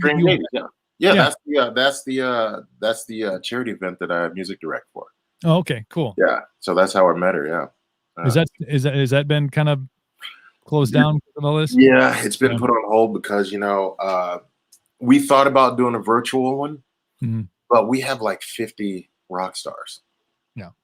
So and it's just, there's too many moving parts to pull it off. Because what we do is we put together little super groups, and it's just, it'd be too hard to do it virtual. Yeah. So we just kind of pulled the plug for a while. We were supposed to do one in Vegas. I had just started putting the ground floor stuff because we were going to do one out at Paisley. Wow. Yeah, and we're going to call it Strange Minneapolis, and it's just going to be all music from Minneapolis. And so we're flying a bunch of it. Yeah, it would have been super cool. So we're just kind of waiting for the doors to open back up so we can get back at it. Because it's, it's for a great cause. I have a blast doing it, dude. And I get to play with like people that I would never, ever have dreamed of playing with. Dude, I played with David Hasselhoff last year. I mean, life complete now. I know, right? What else do you need? Knight Rider. Right? Yeah. The Hoff. The Hoff. He missed a couple days, leg days in the weight room. No, he's a nice guy, but it's been cool, man. I got to play with Scott and John Five, and I've become friends with a lot of these cats, like Adrian Young from No Doubt, and we do a lot of recording together now, stuff too. But yeah, it's a really cool charity. Everybody has a good time. We raise money for suicide prevention, which, as you know, is huge in this community. So yeah, and then of course get to meet people like Rachel, who's fucking awesome. Wait, can we cuss on here? Fuck yeah. Okay, good. Fuck yeah, she's fucking cool, man. Yeah. That's my girl. And get her on one of these episodes. I know I think she was out there, or maybe she's still out there. Was working on some new music and stuff. Right. But yeah, I can't keep tracks on her. I'm not even sure where she's from. She's always traveling. There's a New York and a Georgia tie-in there. Okay, gotcha. Okay. But yeah, I know she spends a lot of time out in LA, and who wouldn't? Right now, you're missing out on like fucking sub-zero 40 below bullshit that we're dealing with right now. You remember this stuff? Remember those polar vortexes from the? I remember. Yeah, I talk to Sean every day, so he keeps me updated on. How's he doing? How's Sean doing? He's good, man. He's got 2 kids. 2 kids, married. He's Sean. He doesn't change much. He told me to tell you hi, by the way. I told him I was going to be on. Awesome. Is he still playing at all? Is he still running around? No, we do our yearly B thing. I was back in Minneapolis last February. We were tracking a new record. We got 1 song done. As soon as I got home back here, like 2 days later is when they locked everything down. Yeah. So we got 1 single out. But it takes a while. It'll be fine. But we'll get 3 together and put it out. So that's our yearly thing. He has a band called Them That Dare, and it's kind of like, the way I explain it is, if you take Queens of the Stone Age, Soundgarden, Prince, and Sean, and make them live in a log cabin in the swamp for 2 years, but the only thing they can do is write music. That's the only way I can explain it. That's now I gotta do my research. Now I gotta find this shit because it's good. It's swampy, it's funky, but it's still rock, all drop tuning, and and he's singing now. Oh, nice. Yeah. I couldn't get him to sing in our band, couldn't sing any backups, and now he's a lead singer in his own band. He was waiting for you to leave. Oh God. Dan, get out here. Hey, brother, man, it is so good to catch up with you and to hear your face and to have you on here. I want to get you back on anytime you want, man. Door's always open. We'll chat. I'll open that bottle of whiskey finally, and all right, and I'll open this Malort again. You can't, dude. I'm gonna go in the fucking medicine cabinet, look at Band-Aids. I'm never gonna think of them the same way. I'm like, no. Just put one in your mouth. You'll know exactly what I'm talking about. That'll end up on the Instagram. Exactly. Hey, brother, take care of yourself. Let's get back on here very soon. All right. All right. Peace. And thank you so much, my friend. It is always great to catch up with Dan, and he's not living in the sub-zero bullshit that we're putting up with right now. So I'm jealous. I have to make a trip out there once things open up. To all of you who tuned in today, whatever platform that you're on, if you're on the Facebook, if you're on YouTube, if you're on Twitch, thank you for being a part of today's show. We are back at it tomorrow, 3 to 6 p.m. Central. lined up with Adam Schultz and Dakota Yarrington from Adventure Athletes and Fast Fuel. Kyle Hughes from Recipes for Freedom is going to be on as well. And hopefully, with any luck, Mr. Bill Michaels will join us as well. We're working on the rest of a big week with a bunch of artists that are going to be on too. So make sure you follow the podcast as well, because we'll release all of these in hourly sections on the podcast. Welcome to Cooperville, available on all podcast platforms. Until tomorrow, take care of yourselves and one another.